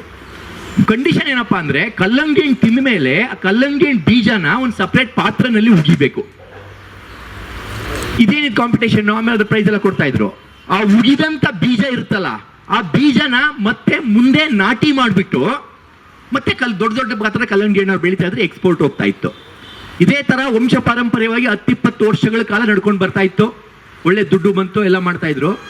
ಅವರ ಮಗ, ತಂದೆ ಹೋದ್ಮೇಲೆ ಅವ್ರ ಮಗ ಅದನ್ನ ಕ್ರಿಯೆನ ಆರಂಭಿಸ್ದ. ಮಗ ಯೋಚನೆ ಮಾಡ್ದ, ಅಲ್ಲಿ ಕಲ್ಲಂಗಡಿಯಲ್ಲಿ ದೊಡ್ಡ ಸೈಜು ಸಣ್ಣ ಸೈಜ್ ಎರಡೂ ಇತ್ತು. ಸಣ್ಣ ಸೈಜನ್ನು ತೆಗೆದುಕೊಂಡ್ರೆ ದೊಡ್ಡ ಸೈಜ್ ಮಾತ್ರ ಇಡ್ತಾ ಬರ್ತಾ ಇದ್ರು. ಅದ್ರ ಟೇಸ್ಟು ರುಚಿ ಎಲ್ಲ ನ್ಯಾಚುರಲ್ ಆಗಿರ್ತಿತ್ತು. ಮಗ ಏನ್ ಮಾಡ್ದ, ಯಾತಕ್ಕೆ ಇದರ ದೊಡ್ಡದು ಮಾಡ್ಬೇಕು ಅಂದ್ಬಿಟ್ಟು ಸಣ್ಣ ಕಲ್ಲಂಗಡಿ ಹಣ್ಣನ್ನ ಕಾಂಪಿಟೇಷನ್ಗೆ ಇಟ್ಟ. ಸೊ ಹುಡುಗರೆಲ್ಲ ಬಂದ್ರು, ಕಟ್ ಮಾಡಿದ್ರು, ಕಲ್ಲಂಗಡಿ ಹಣ್ಣು ತಿಂದ್ರು. ಸಣ್ಣ ಸೈಜಿನ ಕಲ್ಲಂಗಡಿ ಹಣ್ಣಿನ ಬೀಜವನ್ನ ಬಟ್ಲಿಗೆ ಉಗಿತಾ ಇದ್ರು. ಸಣ್ಣ ಸೈಜಿನ ಕಲ್ಲಂಗಡಿ ಹಣ್ಣು ಬೀಜನ ಬಿತ್ತನೆ ಮಾಡ್ತಾ ಇದ್ರು. ಬಿತ್ತನೆ ಮಾಡಿದಾಗೆಲ್ಲನೂ ಕೂಡ ಸಣ್ಣ ಸೈಜಿನ ಕಲ್ಲಂಗಡಿ ಹಣ್ಣು ಸಿಗ್ತಾ ಇತ್ತು. ಆದ್ರೆ ಮೊದಲಿನಷ್ಟು ಸ್ವಾದಿಷ್ಟ, ಸ್ವಾಭಾವಿಕ ರುಚಿ, ಟೇಸ್ಟು ಅದರಲ್ಲಿ ಬರ್ತಾ ಇರಲಿಲ್ಲ. ಕಾಲಕ್ರಮೇಣ 5-6 ವರ್ಷಗಳ ಆದ್ಮೇಲೆ ನಿರಂತರವಾಗಿ ಸಣ್ಣ ಸೈಜಿನ ಕಲ್ಲಂಗಡಿ ಎಣ್ಣೆ ಬೆಳೆಯೋದಕ್ಕೆ ಆರಂಭ ಆಗಿ ದೊಡ್ಡ ಸೈಜಿನ ಆ ಒಂದು ಸ್ವಾದಿಷ್ಟ ರುಚಿ ಹೊಟ್ಟೋಯ್ತು. ಸಣ್ಣ ಕಲ್ಲಂಗಡಿ ಹಣ್ಣುಗಳೇ ಉತ್ಪತ್ತಿ ಆಯ್ತು. ದೊಡ್ಡ ಸೈಜಿನ ಕಲ್ಲಂಗಡಿ ಹಣ್ಣು ಹುಡುಕಿದ್ರು ಕೂಡ ಇವಾಗ ಅದ್ರ ಬೀಜ ಸಿಗ್ತಾ ಇಲ್ಲ. ಬೀಜನ ಸಂರಕ್ಷಿಸಲು ವಿಫಲ ಆದ್ವಿ. ಸಣ್ಣ ಸೈಜಿನ ಕಲ್ಲಂಗಡಿ ಹಣ್ಣು, ಸ್ವಾದಿಷ್ಟವಿಲ್ಲದ, ರುಚಿ ಇಲ್ಲದ ಕಲ್ಲಂಗಡಿ ಹಣ್ಣು ದೊಡ್ಡ ಸೈಜಿನ ಸ್ವಾದಿಷ್ಟ ಕಲ್ಲಂಗಡಿ ಹಣ್ಣು ಸಂರಕ್ಷಣೆ ಮಾಡದಲ್ಲೇ ಇರೋದಕ್ಕೆ ಫೇಲ್ಯೂರ್ ಆಗಿ ಈ ಥರ ನಶ್ವರ ಆಗೋಯ್ತು. ಇದೇ ರೀತಿಯನ್ನು ನಾವು ನಮ್ಮ ಸಂಸ್ಕೃತಿಗೆ ಅನ್ವಯಿಸ್ಕೊಬಹುದು. ನಾವು ಹಿಂದಿನ ಸಂಸ್ಕೃತಿಯನ್ನ ನಾವು ಸಂರಕ್ಷಿಸಿಕೊಂಡಿಲ್ಲ ಅಂದ್ರೆ, ಅದಕ್ಕೊಂದು ಚೇತನವನ್ನ ತುಂಬಲಿಲ್ಲ ಅಂದ್ರೆ, ಅದಕ್ಕೊಂದು ಶಕ್ತಿಯನ್ನ ಕೊಡ್ಲಿಲ್ಲ ಅಂದ್ರೆ, ಅದಕ್ಕೆ ಒಂದು ಕ್ರಿಯಾಶೀಲತೆಯನ್ನ ಕೊಡ್ಲಿಲ್ಲ ಅಂದ್ರೆ ಹೀಗೆ ಸ್ವಾಮಿ ಎಲ್ಲ ಹೊಟ್ಟೋಗ್ಬಿಡುತ್ತೆ. ಆದ್ರೆ ಹೇಗೆ ಹೋಗ್ತಾ ಇದೆ, ಎಲ್ಲಿ ಹೋಗ್ತಾ ಇದೆ, ಹೇಗೆ ಮರೆ ಆಗ್ತಾ ಇದೆ ಅಂತ ಕಂಡುಹಿಡಿಲಿಕ್ಕೆ ನಮ್ಗೆ ಯಾವುದೇ ತರದ ಅವಕಾಶ ಸಿಗೋದಿಲ್ಲ, ಕಣ್ಣು ಕಾಣಿಸೋದಿಲ್ಲ. ಯಾಕೆ ನಮ್ಮ ಜೀವನದಲ್ಲಿ ನಾವು ಬಿಸಿ ಆಗ್ಬಿಟ್ಟಿರ್ತೀವಿ. ಬೆಳಗ್ಗೆ ಇದ್ರೆ ವಾಟ್ಸಪ್, ಫೇಸ್ಬುಕ್, ಟ್ವಿಟರ್, ಮೊಬೈಲ್ ಅನ್ಕೊಂಡು. ಸೊ ಹಾಗಾಗಿ ನಮ್ಮ ತನವನ್ನ ಉಳಿಸ್ಕೊಳ್ಳಿಕ್ಕೆ ಅದು ಯಾವುದೇ ಕ್ಷೇತ್ರ ಇರ್ಬೋದು, ಸಾಹಿತ್ಯ ಇರ್ಬೋದು, ಕಲೆ ಇರ್ಬೋದು, ಸಂಸ್ಕೃತಿ ಇರ್ಬೋದು, ಇದಕ್ಕೆ ನಮ್ಮ ಜಾನಪದ ಲೋಕ ಈ ಒಂದು ಸಣ್ಣ ಪುಟ್ಟ ಕಾರ್ಯಕ್ರಮ ಇರ್ಬೋದು, ವಿಶಿಷ್ಟ ವಿಭಿನ್ನ ವಿನೂತನ ಕಾರ್ಯಕ್ರಮಗಳ ಮೂಲಕ ಅರಿವನ್ನ ಮೂಡಿಸೋತ್ತ, ಚಿಗುರನ್ನ ಬೆಳೆಸೋತ್ತ ಹಮ್ಮಿಕೊಂಡಿದೆ. ಜೋರು ಜೋಪಾಳಿಯೊಡನೆ ನಮ್ಮ ಎಲ್ಲ ಧುರೀಣರನ್ನ, ಗಣ್ಯರನ್ನ ನಾನು ಅಭಿನಂದಿಸ್ತೇನೆ. ಹಲವಾರು ಎಕ್ಸಾಂಪಲ್ ನೋಡ್ತಾ ಹೋಗ್ಬೋದು ನೀವು. ಈಗ ಹಿಂದಿನ ಕಾಲದಲ್ಲಿ ಯಾವ ಔಷಧಿ ಇತ್ತು? ತಾವಾಗ ಹಾಸ್ಪಿಟ್ಲಿಗೆ ಹೋದ್ರೆ ನೋಡಿರ್ಬೇಕು ನೀವು. ಮಕ್ಕಳು ನೋಡ್ಕೊಳ್ಳೋರಿಗೆ ಪಿಡಿಟ್ರಿಷಿಯನ್ನು, ಮೂಳೆ ನೋಡ್ಕೊಳ್ಳೋನ್ಗೆ ಆರ್ಥೋಪಿಡಿಷಿಯನ್ನು, ಕಣ್ಣು ನೋಡ್ಕೊಳ್ಳೋನ್ಗೆ ಆಪ್ಟಮಾಲಜಿಸ್ಟು, ಆಮೇಲೆ ಅದರಲ್ಲಿ ಲಿವರ್ ನೋಡ್ಕೊಳ್ಳೋನ್ಗೆ ಗ್ಯಾಸ್ಟ್ರೋಎಂಟ್ರೋ ಸ್ಪೆಷಲಿಸ್ಟು, ಚರ್ಮ ನೋಡ್ಕೊಳ್ಳೋನ್ಗೆ ಡರ್ಮಿಟಾಲಜಿಸ್ಟು, ಕೂದಲು ನೋಡ್ಕೊಳ್ಳೋನ್ಗೆ ಟ್ರೈಕಾಲಜಿಸ್ಟು, ಮತ್ತೆ ಕಿಡ್ನಿದು ನೋಡ್ಕೊಳ್ಳೋಕೆ ನೆಪ್ರಾಲಜಿಸ್ಟು. ಒಂದೊಂದು ಅಂಗಗಳಿಗೆ ಒಂದೊಂದು ಡಾಕ್ಟ್ರು. ಯೋಚನೆ ಮಾಡಿ. ಯಾಕೆಂದ್ರೆ ನಾವು ಈ ಪೀಳಿಗೆ ಜನ ಅಂತ ಅನ್ಕೊಂಡ್ರು ಹಿಂದೆ ಒಂದು 60, 70, 80, 90, 100 ವರ್ಷಗಳ ನಮ್ಮ ತಾತ ಮುತ್ತಾತರ ಜೀವನವನ್ನು ಯೋಚನೆ ಮಾಡ್ಕೊಳ್ಳಿ. ಎಲ್ಲಿ ಇದ್ರು ಸ್ವಾಮಿ? ಯಾವುದೋ ಒಂದು ಹಳ್ಳಿನಲ್ಲಿ, ಕುಗ್ರಾಮದಲ್ಲಿ ಆರ್ಥೋಪೆಡಿಷಿಯನ್ನು, ಪಿಡಿಯಾಟ್ರಿಷಿಯನ್ನು, ಗೈನಕಾಲಜಿಸ್ಟು, ಗ್ಯಾಸ್ಟ್ರೋಇಂಟೆಸ್ಟೈನು, ಸಣ್ಣ ಕರಳಿಗೊಬ್ಬ ದೊಡ್ಡ ಡಾಕ್ಟ್ರು, ದೊಡ್ಡ ಕರಳಿಗೊಬ್ಬ ಡಾಕ್ಟ್ರು, ಲಿವರ್ಗೊಬ್ಬ ಡಾಕ್ಟ್ರು, ಪ್ಯಾಂಕ್ರಿಯಾಗೊಬ್ಬ ಡಾಕ್ಟ್ರು. ಎಲ್ಲಿದ್ರು ಸ್ವಾಮಿ? ಒಬ್ಬ ಡಾಕ್ಟ್ರು, ಒಬ್ಬ ನಾಟಿ ವೈದ್ಯ, ಎಲ್ಲ ಥರದ್ದು ಮಾಡ್ತಾ ಇದ್ರು. ಎಲ್ಲ ಥರದ ಕಲೆಗಳನ್ನು ಅವರು ಸಮ್ಮಿಶ್ರಣ ತಿಳ್ಕೊಂಡಿದ್ರು. ಇವಾಗ ನೋಡ್ಕೊಳ್ಳಿ, ಕಾರ್ಪೊರೇಟ್ ಹಾಸ್ಪಿಟ್ಲಿಗೆ ಹೋಗ್ತೀವಿ, ಅಲ್ಲಿ ವೇನ್ಸ್ ನೋಡ್ತಾ ಇದ್ದಂದ್ರೆ ಇದು ಆಲ್ಟರ್, ಇದು ಆಲ್ಟರ್, ಇದು ನಮಗೆ ಬರಲ್ಲ, ಅಯೋರ್ಟಾಗೆ ಬೇರೆಯವ್ರ ಹತ್ರ ಹೋಗ್ಬೇಕು, ಆಲ್ಟರಿಗೆ ಬೇರೆಯವ್ರ ಹತ್ರ ಹೋಗ್ಬೇಕು.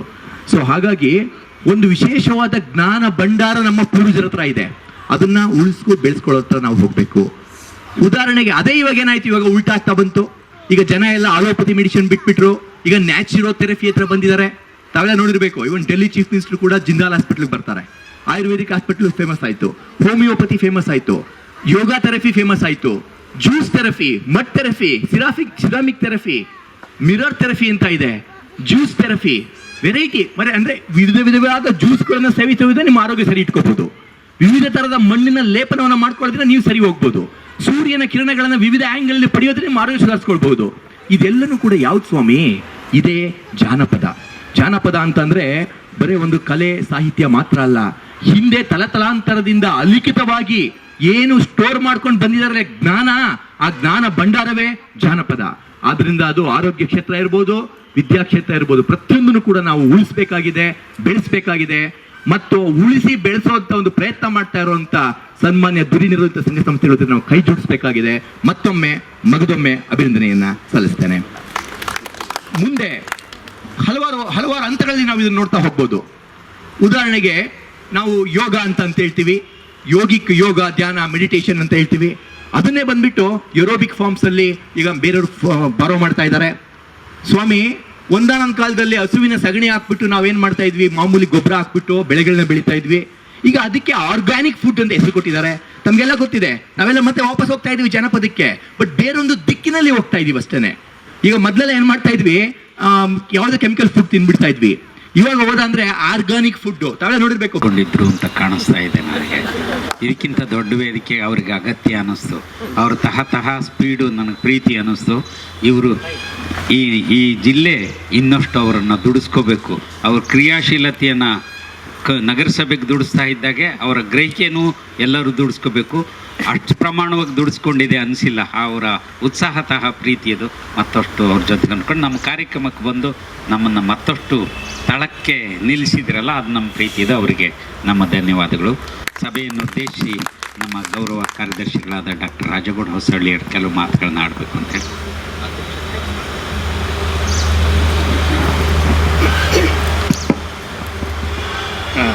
ಈ ವೇದಿಕೆಯಲ್ಲಿರ್ತಕ್ಕಂಥ ನಮ್ಮ ಮುಖ್ಯ ಕೇಂದ್ರ ಬಿಂದು ಅವರೇ, ಭಜಂತ್ರಿ ಅವರೇ, ನಮ್ಮ ಮುನ್ಸಿಪಲ್ ಕಮಿಷನರ್ ಆಗಿ ಇಲ್ಲಿವರೆಗೂ ಬಹಳ ಉತ್ಸಾಹದಿಂದ ಮಾತಾಡಿದಂಥ ಮುನ್ಸಿಪಲ್ ಕಮಿಷನರ್ ಅವರೇ, ಮೇಡಮ್ ಅವರೇ, ಸಭಿಕರೇ, ಮೊನ್ನೆ ಬೆಂಗಳೂರಿನ ಮಲ್ಲತ್ತಹಳ್ಳಿಯಲ್ಲಿ ಒಂದು ಕಲಾಗ್ರಾಮದಲ್ಲಿ ಒಂದು ರಾಷ್ಟ್ರೀಯ ಮಟ್ಟದ ಜನಪದ ಕಲೆಗಳನ್ನು ನೋಡಿದ್ವಿ.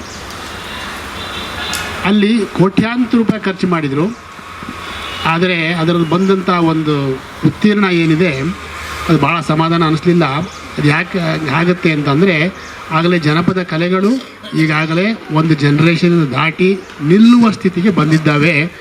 ಅವನ್ನ ಕಲಿಸುವುದ ಮುಖಾಂತರ ಮುಂದುವರಿಸ್ಕೊಂಡು ಹೋಗ್ತಕ್ಕದ್ದು ಎಲ್ಲ ನಮ್ಮಗಳ ಜವಾಬ್ದಾರಿಯಾಗಿದೆ. ಈ ದೃಷ್ಟಿಯಲ್ಲಿ ನಮಗೆ ತಿಂಗಳ ಕಾರ್ಯಕ್ರಮವನ್ನು ನಡೆಸ್ಕೊಡ್ತಾ ಇರ್ತಕ್ಕಂಥ ಈ ಹಲವು ಹಳೆಯ ಕಲಾವಿದರಿಗೂ ಅಥವಾ ಒಂದು ಹಿರಿಯ ಕಲಾವಿದರನ್ನ ನಾವು ಆಗಾಗ್ಗೆ ಗುರುತಿಸಿ ಅವ್ರ ಮುಖಾಂತರ ಕಿರಿಯರಿಗೆ ಕಲಿಸುವ ಒಂದು ಕಾರ್ಯಕ್ರಮವನ್ನು ನಾವು ನಡೆಸ್ಕೊಂಡು ಹೋಗಬೇಕಾಗಿದೆ ನಮ್ಮ ಜನಪದ ಲೋಕದಲ್ಲಿ. ಅದು ಕೂಡ ಈಗ ಮಾಡ್ತೀವಿ. ಆಮೇಲೆ ಈಗ ಸಂಖ್ಯೆ ಕಡಿಮೆ ಇರೋದ್ರ ಬಗ್ಗೆ ಹೇಳಿದರು.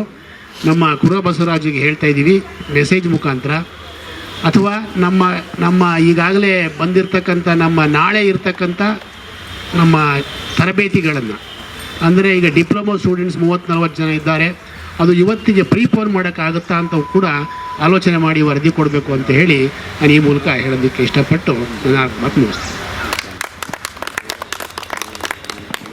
ಸಭೆಯ ಅಧ್ಯಕ್ಷತೆ ವಹಿಸಿರುವ ಪರಿಷತ್ತಿನ ಮ್ಯಾನೇಜಿಂಗ್ ಟ್ರಸ್ಟಿಯವರು, ಈ ಲೋಕದ ಅಭಿವೃದ್ಧಿಗೆ ಸದಾ ಕ್ರಿಯಾಶೀಲರಾಗಿರುವ ಶ್ರೀಮತಿ ಇಂದಿರಾ ಬಾಲಕೃಷ್ಣ ಅವರು ಕೆಲವು ಮಾತುಗಳು.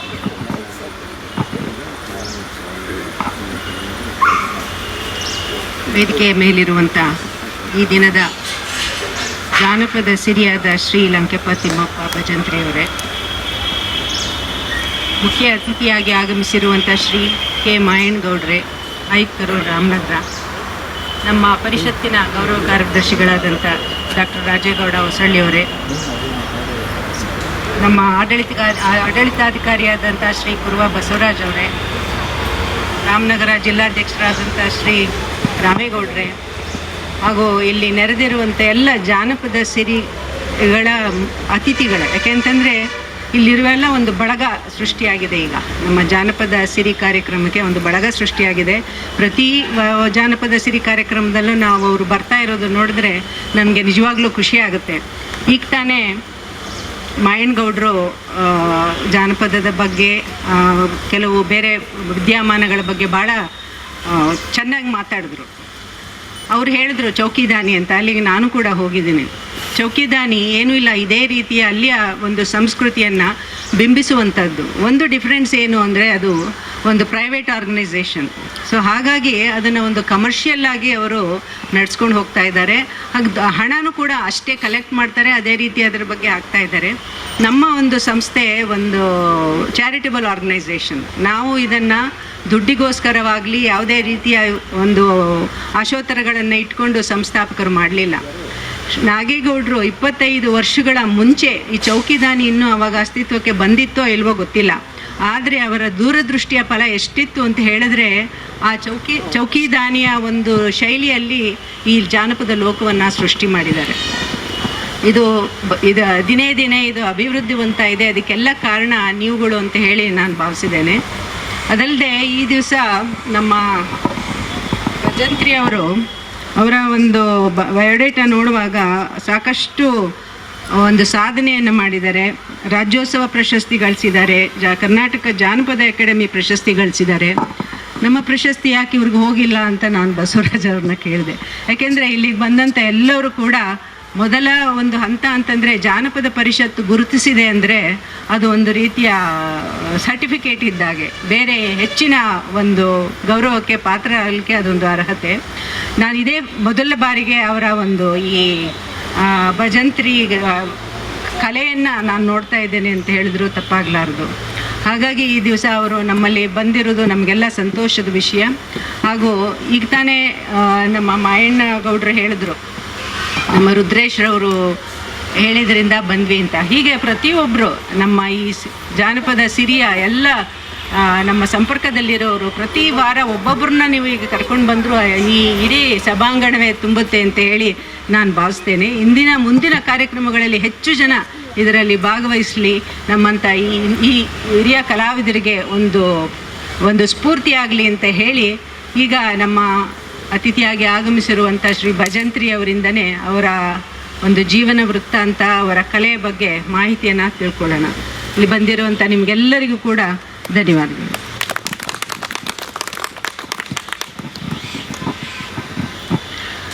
ಇನ್ನು ನಾವು ಲಂಕಪ್ಪ ಅವರೊಂದಿಗೆ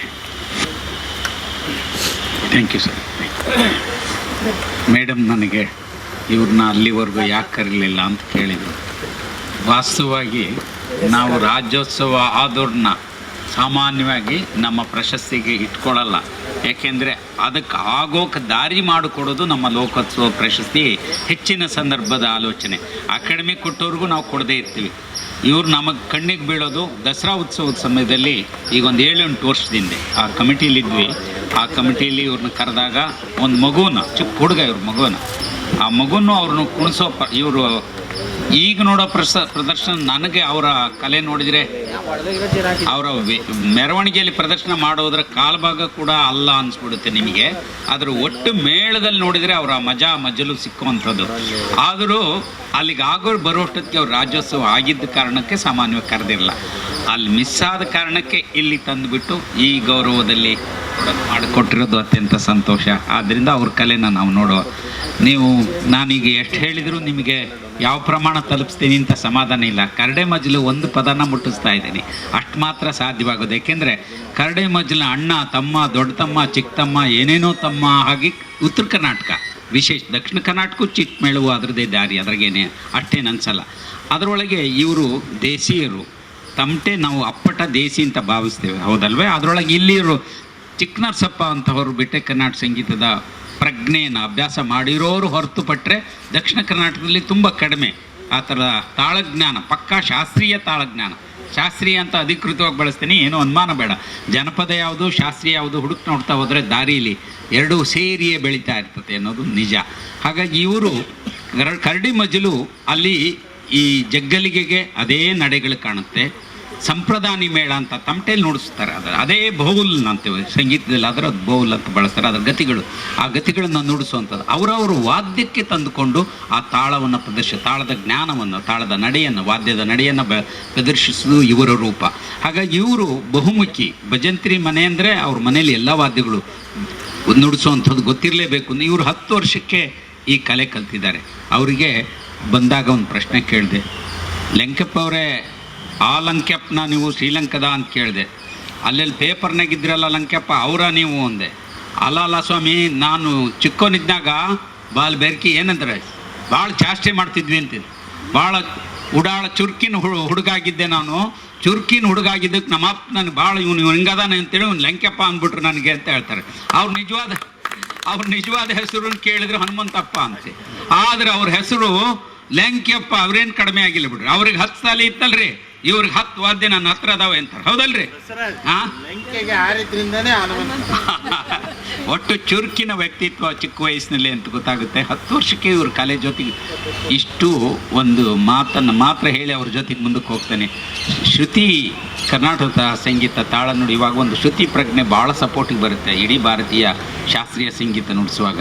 ಇವರು ತಾಳನ ಹಾಕುವಾಗ ಆ ಹುಸಿ ಲೆಕ್ಕಾಚಾರ ಇಲ್ಲದೆ ಹೋದ್ರೆ ತಾಳ ತಪ್ಪಿ ಹೋಗ್ಬಿಡುತ್ತೆ. ಇವರು ಹೆಜ್ಜೆ ಜಂಪ್ ಹಾಕೋತಾ ಕುಣಿಯೋದೇ ಬೇರೆ ರೂಪ, ತಾಳ ಜ್ಞಾನವೇ ಬೇರೆಪ್ಪ. ಕರ್ನಾಟಕ ಸಂಗೀತ ಎಷ್ಟು ತಾಳದ ಜೊತೆಗೆ ಲೆಕ್ಕ ಹಾಕುತ್ತೆ ಅಂದರೆ ನಿಮ್ಗೆ ಗೊತ್ತಿದೆ. ಸಂಗೀತ ನುಡಿಸೋರು ತಾಳ ಹಾಕ್ತಿರ್ತಾರೆ, ಎಷ್ಟು ಪರಮಾವಧಿ ಅನುಭವ ಇದ್ದರೂ ಕಾಲಲ್ಲಾರು ಹಿಂಗೆ ಅಂತಿರ್ತದೆ ಬೆಳ್ಳು ಆದರೆ ಇವರು ಹಾಗೆ ಹಾಕೋಲ್ಲ, ಹಾಕೋದೇ ಮೀಟ್ರಾಗಿ, ಮನಸ್ಸಲ್ಲೇ ಮೀಟ್ರಾಗಿ ಹೋಗ್ಬಿಡುವಂತಹ ಅತ್ಯಂತ ಲೀನ ಆಗಿ ಹೋಗ್ಬಿಟ್ಟಿರ್ತಾರೆ. ಹುಸಿ ಅನ್ನೋ ಪ್ರಶ್ನೆನೇ ಬರೆದಿರೋಷ್ಟು ಒಳಗೆ ಸೇರಿ ಹೋಗ್ಬಿಟ್ಟಿರ್ತದೆ. ಅವ್ರ ತಾಳ ಚಲನೆ ಇರ್ತದೆ. ಅಂತಹ ಮೈಯೆಲ್ಲ ಪಾಳಿಗೆ ತಾಳದ ಜೊತೆಗೆ ಲೀನ ಆಗಿ ಹೋಗ್ಬಿಟ್ರು ಕಲೆಗವಿದ್ರು ಎಷ್ಟು ಅನ್ನೋದು ಇಂಥದ್ರ ಜೊತೆಗೆ ಗೊತ್ತಾಗುತ್ತೆ. ನೀವು ಇನ್ನೊಂದು 2-3 ವರ್ಷಗಳನ್ನು ತೋರಿಸಿ, ನೀವು ತಂದೆ ಕಾಲದಲ್ಲಿ ಹೇಗೆ ನುಡಿಸ್ತಾ ಇದ್ರು, ಈಗ ಹೇಗೆ ನುಡಿಸ್ತಾ ಇದ್ರು, 1-2 ಗತ್ತುಗಳನ್ನು ನುಡಿಸಿ ತೋರಿಸಿ. ಆಗ್ಬೋದ್ರಾ? ಏನಾರ ಹೇಳ್ಬೋದಿದ್ರಿ ಹೇಳ್ರಿ. ಲಂಕೆಪ್ಪನ ಥರ 10 ತಲೆ ನಿಮ್ಗೋದವ್ರೆ?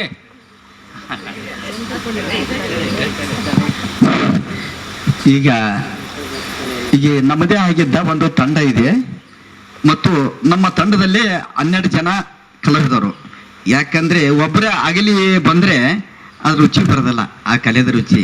ಯಾಕಂತಂದ್ರೆ ಎಲ್ಲರೂ ಒಟ್ಟಿಗೆ ಮಾಡಿದ್ರೆ ಎಲ್ಲರೂ ಚಪ್ಪಲಿಗಿಟ್ರೆ ಮತ್ತು ಚಪ್ಪಲಿಗೆ ಆಗ್ತದ.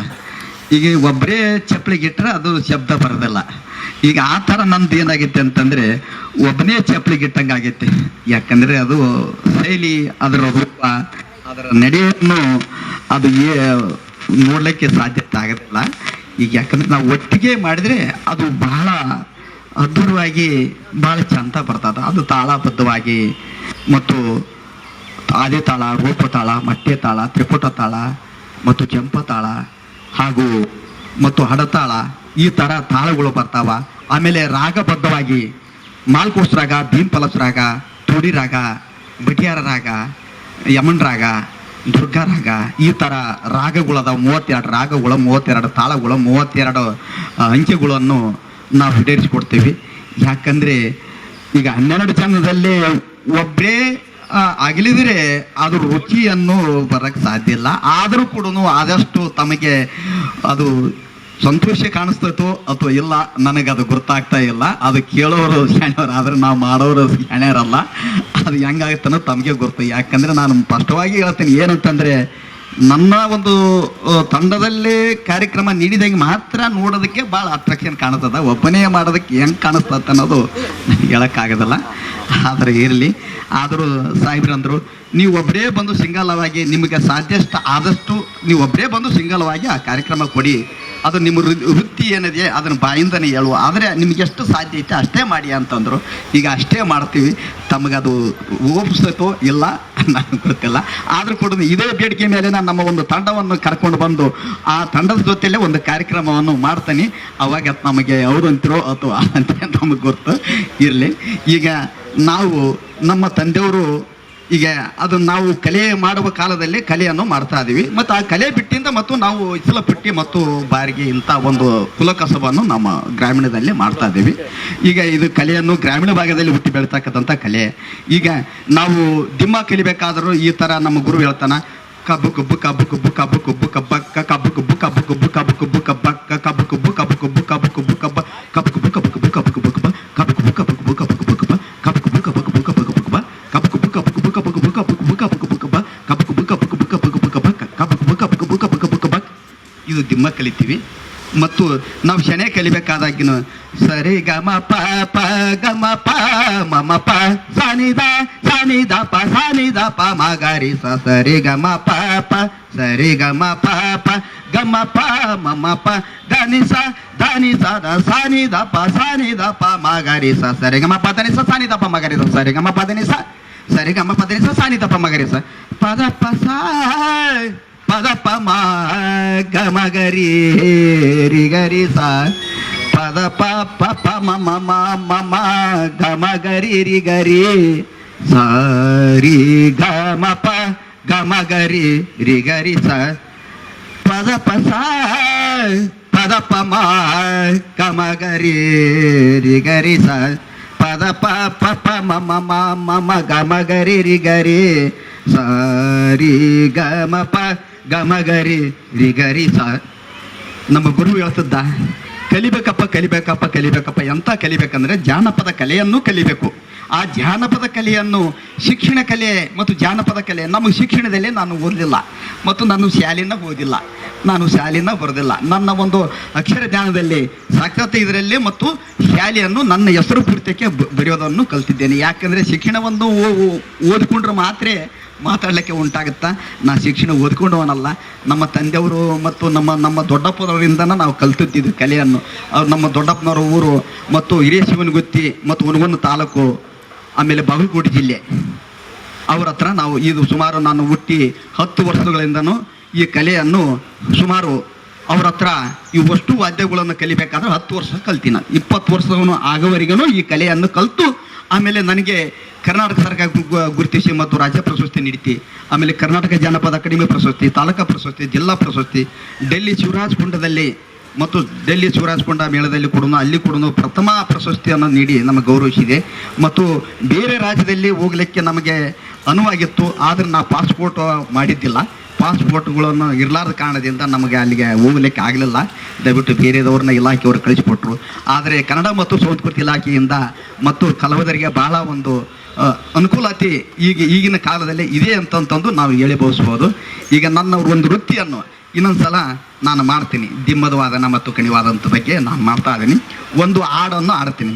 ಹೀಗೆ ಚೆನ್ನಪ್ಪ ಚೆನ್ನಗೌಡ ಚೆನ್ನಪ್ಪ ಚೆನ್ನಗೌಡ ಕುಂಬರ ಮಾಡಿದ ಕೊಡನವ್ವ ಕುಂಬರ ಮಾಡಿದ ಕೊಡನವ್ವ ಚಂದಕ ತಂದೇನಾ ತಂಗಿ ನೀರಿಗೆ ಬಂದೇನಾ ಚಂದಕ ತಂದೇನಾ ತಂಗಿ ನೀರಿಗೆ ಬಂದೇನಾ ಚೆನ್ನಪ್ಪ ಚೆನ್ನಗೌಡ ಕುಂಬರ ಮಾಡಿದ ಕೊಡನವ್ವ ಕುಂಬರ ಮಾಡಿದ ಕೊಡನವ್ವ ಚಂದಕ ತಂದೇನಾ ತಂಗಿ ನೀರಿಗೆ ಬಂದೇನಾ 6 3 9 9 ತೂತಿನ ಕೊಡ ನೋವ 6 3 9 9 ತೂತಿನ ಕೊಡ ನೋವ ಚಂದಕ ತಂದೇನಾ ತಂಗಿ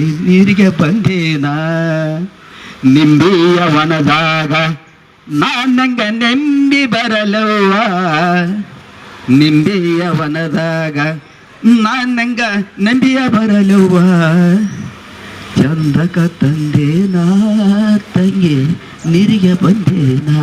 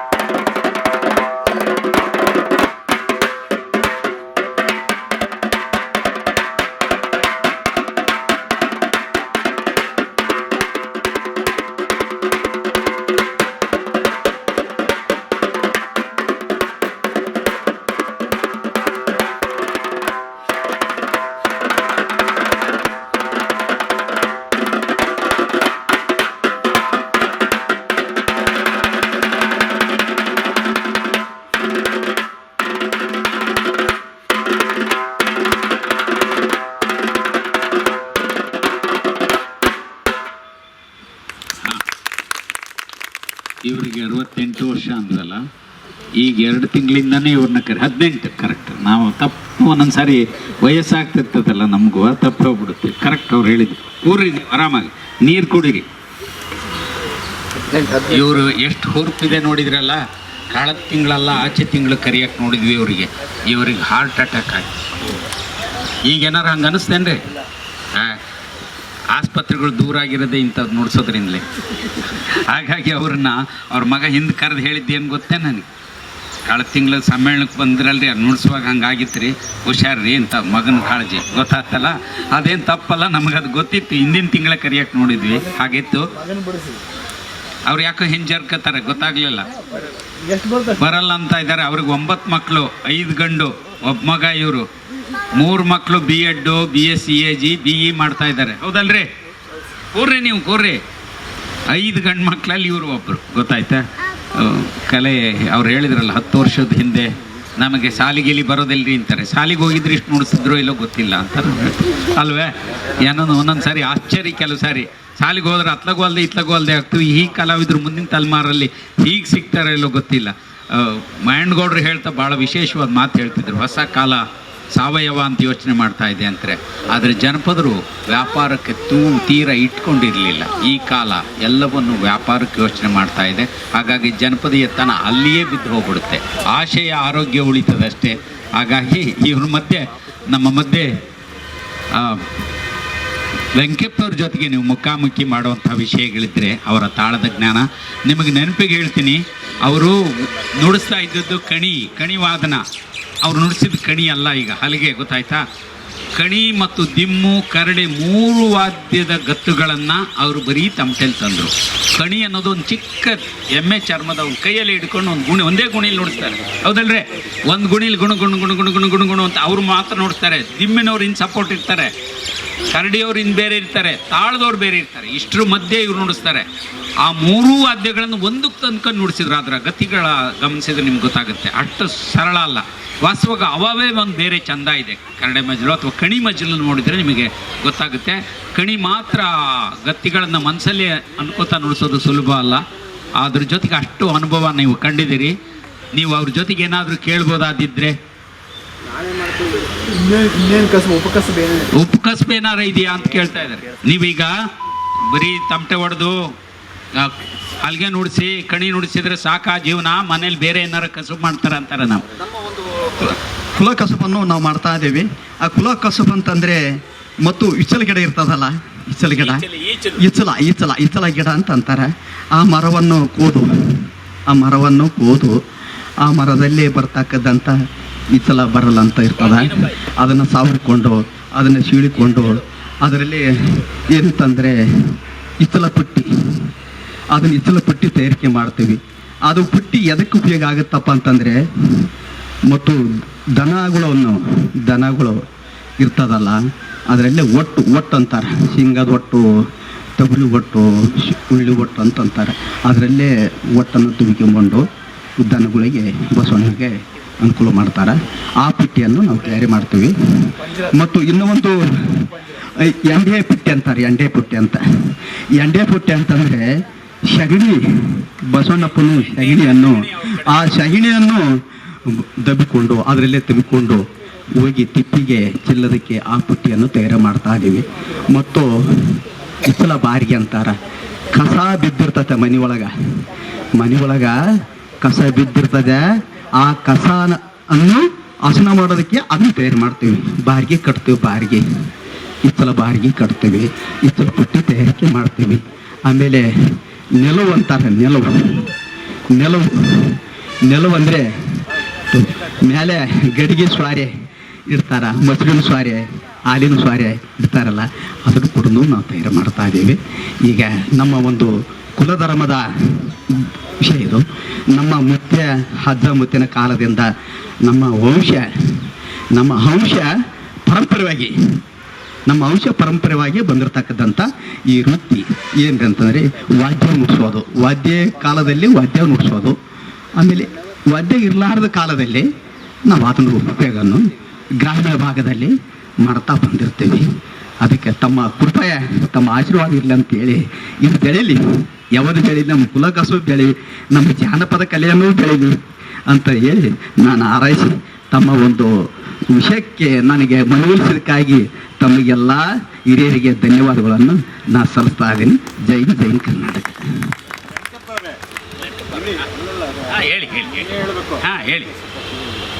ಈಗ ನೀವು ಮಾತನಾಡುವಾಗ ಒಂದು ಮಾತು ಹೇಳಿದ್ರಿ, ನಾನು ಒಂದು ತಂಡದಲ್ಲಿ ಬಂದು ಪ್ರದರ್ಶನ ಮಾಡ್ತೇನೆ, ಈಗ ನಾವು ಒಬ್ಬಂಟಿಯಾಗಿ ಬಂದು ಏನು ಹೇಳೋಕ್ಕೆ ಸಾಧ್ಯ ಆಗಲ್ಲ ಅಂತ. ನಮ್ಮ ಮೂಲ ಆಶಯ ಏನಂತಂದರೆ ಒಬ್ಬಂಟಿಗೆಯಾಗಿ ಅವರು ಎಷ್ಟು ಮಟ್ಟಿಗೆ ಬೆಳೆದ್ರು ಅಂತನ್ನೋಂಥದ್ದನ್ನು ತಿಳ್ಕೊಳ್ಳೋಕ್ಕೋಸ್ಕರನೇ, ಸಂವಾದ ಮಾಡೋಕ್ಕೋಸ್ಕರನೇ ಕರೆಯೋದು. ಅದು ಬಿಟ್ಟು ಬೇರೆ ಸಂದರ್ಭದಲ್ಲಿ ಕರೆದ್ರೆ ಏನಾಗ್ತದೆ, ಬರೀ ಪ್ರದರ್ಶನ ಮಾಡ್ತೀನಿ, ನಿಮ್ಮ ಪಾಡಿಗೆ ನೀವು ಹೋಗ್ತೀರಿ, ನಿಮ್ಮ ವಿಚಾರಗಳನ್ನು ಕೇಳೋಕ್ಕಾಗತ್ತಾ? ಆಗೋದಿಲ್ಲ. ಆ ಕಾರಣಕ್ಕೋಸ್ಕರನೇ ಇಂಥ ವೇದಿಕೆಯನ್ನು ಮಾಡಿರೋದು. ಈಗ ನೀವು ಬಂದು ಎಲ್ಲ ನಮ್ಮ ಟೀಮೆಲ್ಲ ಬಂದು ಪ್ರದರ್ಶನ ಮಾಡಿದ್ರೆ ಚಲೋ ಇರ್ತದೆ, ಹಿಂಗೆ ಮಜಾ ಆಗೋದಿಲ್ಲ ಅಂದ್ರಿ, ಹೌದಲ್ರಿ? ಅವ್ರು ಹೇಳ್ತಾ ಇದ್ದಾರೆ, ಆವಾಗ ಕರೆದ್ರೆ ಚಲೋ ಪ್ರದರ್ಶನ ಮಾಡ್ತೀರಿ, ಹಂಗ ಹೋಗ್ತೀರಿ, ಈ ಕಲಿ ಹೆಂಗೆ, ಈ ವಾದ್ಯ ಹೆಂಗೆ, ನೀವು ಹೆಂಗೆ ಅಂತ ತಿಳಿಯೋಕ್ಕಾಗೋದಿಲ್ಲ, ಇದೇ ಬರೋಬ್ಬರಿ ಆಗ್ತದೆ ಅಂತದಾರೆ.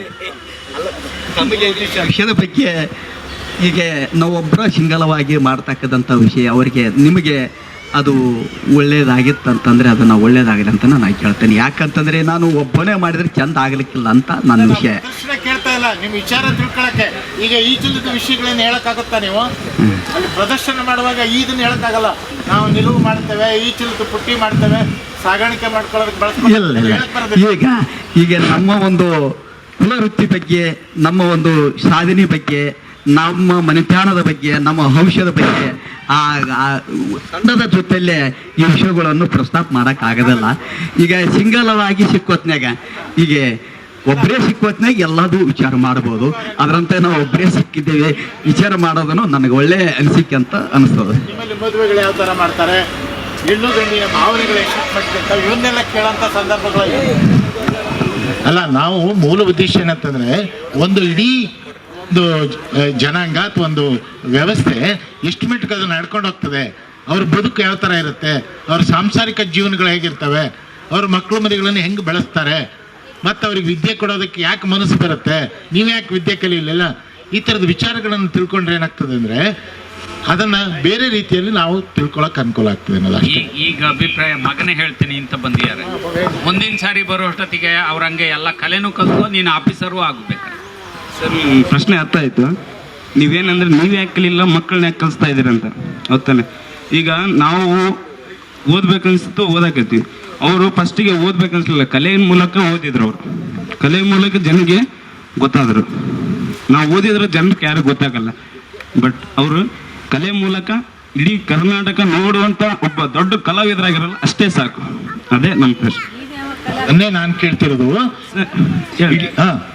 ಕಲಿತಾ ಇದ್ರೆ ಅಣ್ಣ ಕಲಿತಾ ಇದ್ದೇನೆ. ನಾನು ಸೆಕೆಂಡ್ PUC ಓದಿ ಬಿಟ್ಬಿಟ್ಟೆ. ನಾನು ಅಪ್ಪನ ಥರ ಲೆಕ್ಕೆಗಾರಿ ಬಿಟ್ಬಿಟ್ಟೆ. ನಾನು ಈಗ ಒಕ್ಕಲ್ತನ ಮಾಡ್ತಾ ಇದ್ದೀನಿ ಅಷ್ಟೇ. ಒಕ್ಕಲ್ತನ ಇದೆಯಾ? ಅಪ್ಪನ ಥರನೇ ಲಂಕೆಗಾರಿದ್ರಂತೆ. ಆಮೇಲೆ ಈಚಲು ದೊಡ್ಡ ಈಚಲು, ಸಣ್ಣ ಈಚಲು ಬಳಸ್ತಾರೆ.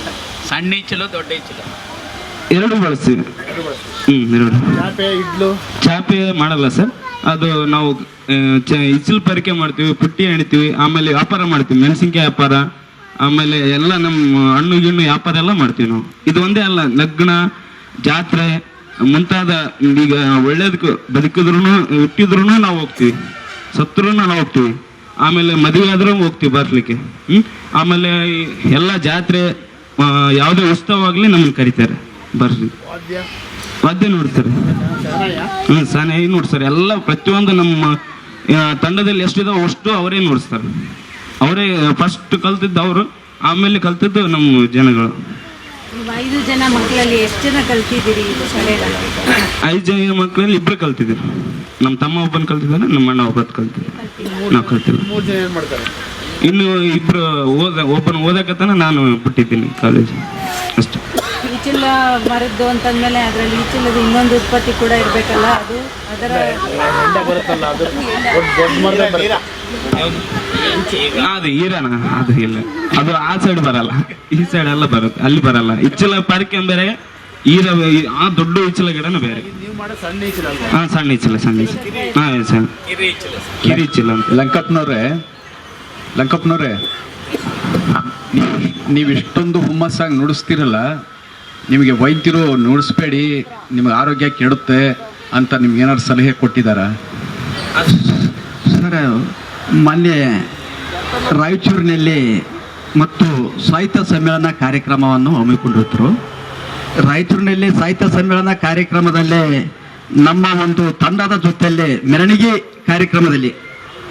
ಕಾರ್ಯಕ್ರಮದಲ್ಲಿ ನಾವು ರವಿಶಾಗಿ ನುಡಿಸುವ ಕಾಲದಲ್ಲಿ ಆಲ್ಟು ಪ್ರಾಬ್ಲಮ್ ಆಯಿತು.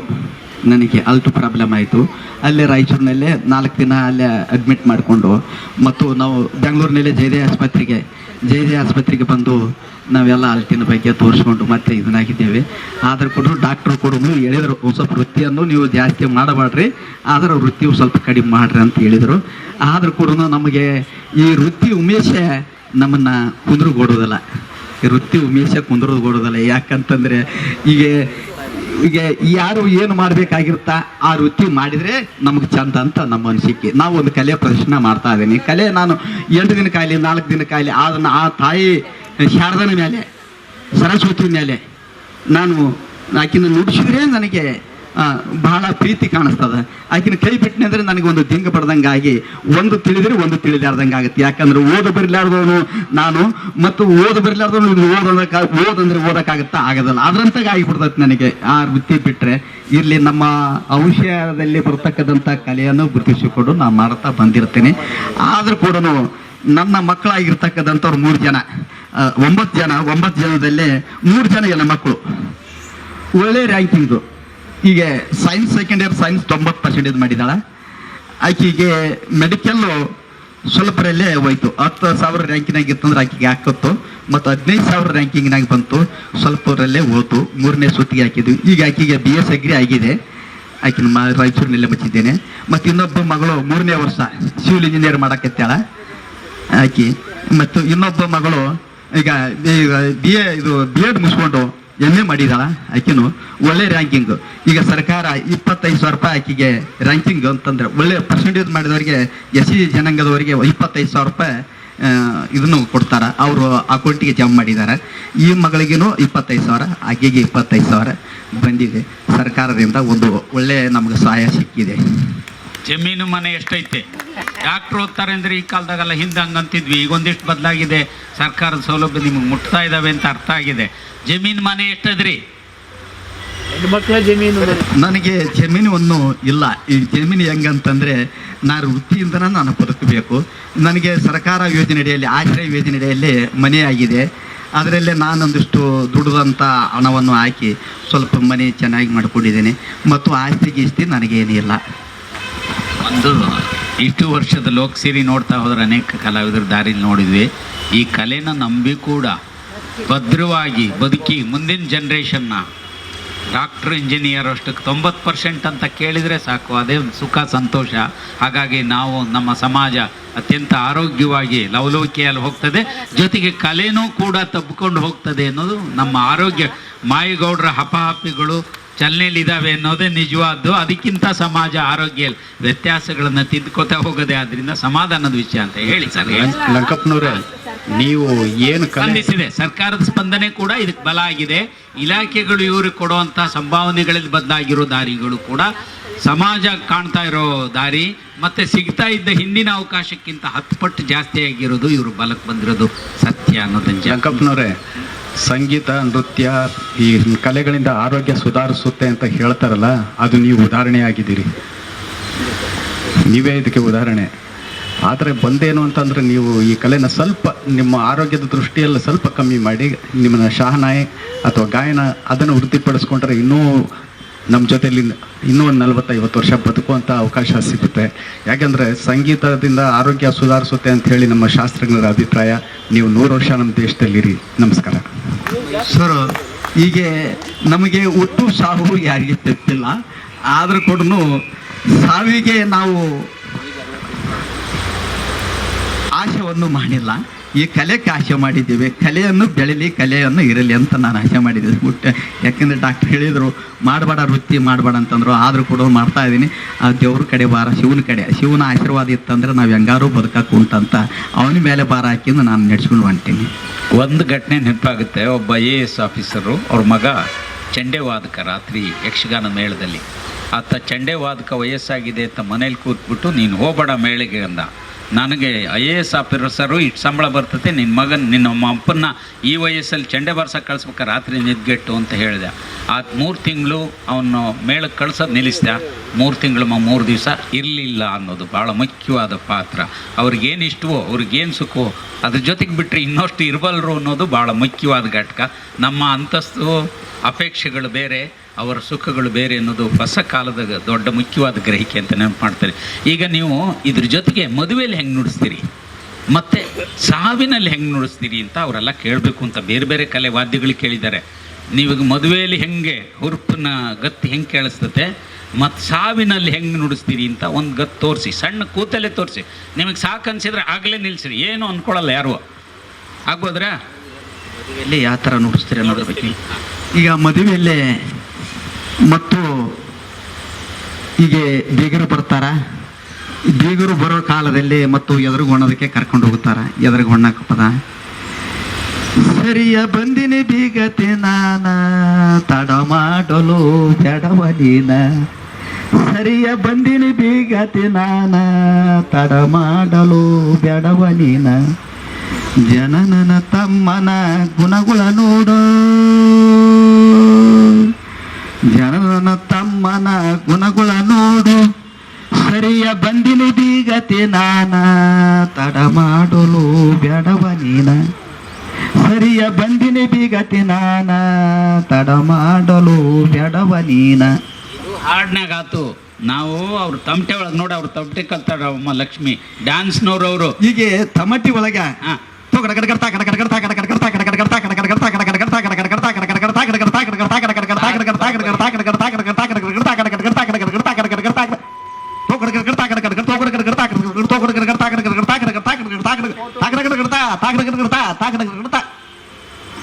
ಅವ್ರು ಬಾರ್ಸಕ್ಕೆ ಹತ್ತಿಬಿಟ್ರೆ ನಿಲ್ಸಕ್ಕೆ ಆಗಲ್ಲ ಬನ್ನಿ.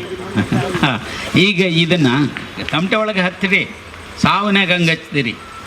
ಸಾವನ್ಯಾಗ ಈಗ ಭಾಳ ಶೋಕ ನೋವಿನ ಸಂದರ್ಭದಲ್ಲಿ ನಿಮ್ಮ ತಮಟೆ ದಿಮ್ಮು ಕರಡಿಗಳು ಹೆಂಗೆ ನುಡಿತವೆ ಅಂತ ಕೇಳ್ಬೇಕಲ್ಲ ಒಂದರು. ಹೀಗೆ ಸಾವು ಒಪ್ಪಿದತ್ನಲ್ಲೇ ಹಾಂ ಆ ವಾದ್ಯನೂ ಬೇರೆ ಬರ್ತದ. ಹಾಂ ಹಾಂ ಆ ವಾದ್ಯ ಬೇರೆ ಶಾನಾಗಿ ಬೇರೆ ಬರ್ತದ್ರೆ, ಶನಾಯಿ ವಾದನೂ ಬೇರೆ ಬರ್ತದ, ಗಣಿವಾದನೂ ಬೇರೆ ಬರ್ತದ. ಜಡ್ಡಿನ ನಕ್ಕ ನಕ್ಕ ನಕ್ಕ ಜಡ್ಡಿನ ನಕ್ಕ ನಕ್ಕ ನಕ್ಕ ಜಡ್ಡಿನ ನಕ್ಕ ನಕ್ಕ ನಕ್ಕ ಒಂಟಿಯಪ್ಪ ಹೊಂಟಿದೀವೋ ಒಂಟಿದಪ್ಪ ಒಂಟಿದೋ ಒಂಟಿದಪ್ಪ ಒಂಟಿದೋ ಈ ಥರ ಜಡ್ಡಿನ ನಕ್ಕ ನಕ್ಕ ನಕ್ಕ ಜಡ್ಡಿನ ನಕ್ಕ. ಈ ಗತ್ತು ನಮ್ಮ ಭಾಗದವ್ರಿಗೂ ಬರುತ್ತೆ. ಮಧ್ಯ ಕರ್ನಾಟಕ ಜಡ್ಡಿ ನಕ್ಕಡ್ ಜಡ್ಡಿ ನಕ್ಕಡ್ ಜಡ್ಡಿ ನಕ್ಕಡ್ ಅಂತಿದೆ. ಅದಕ್ಕೆ ಏನು ಮಾತಾಡ್ತಾರೆ ಗೊತ್ತೇನು? ಹಳ್ಳಿಲಿ ಜಲ್ದಿ ನಡಿ ಜಲ್ದಿ ನಡಿ ಜಲ್ದಿ ಹೊತ್ಕೊಂಡು ಹೋಗ್ತಿರ್ತಾರಲ್ಲ, ಜಲ್ದಿ ನಡಿ ಅಂತ ಅಣಕ ಮಾಡೋದು ಇದೆ. ಈಗ ಅವ್ರು ನುಡಿಸ್ತಾರೆ ನೋಡ.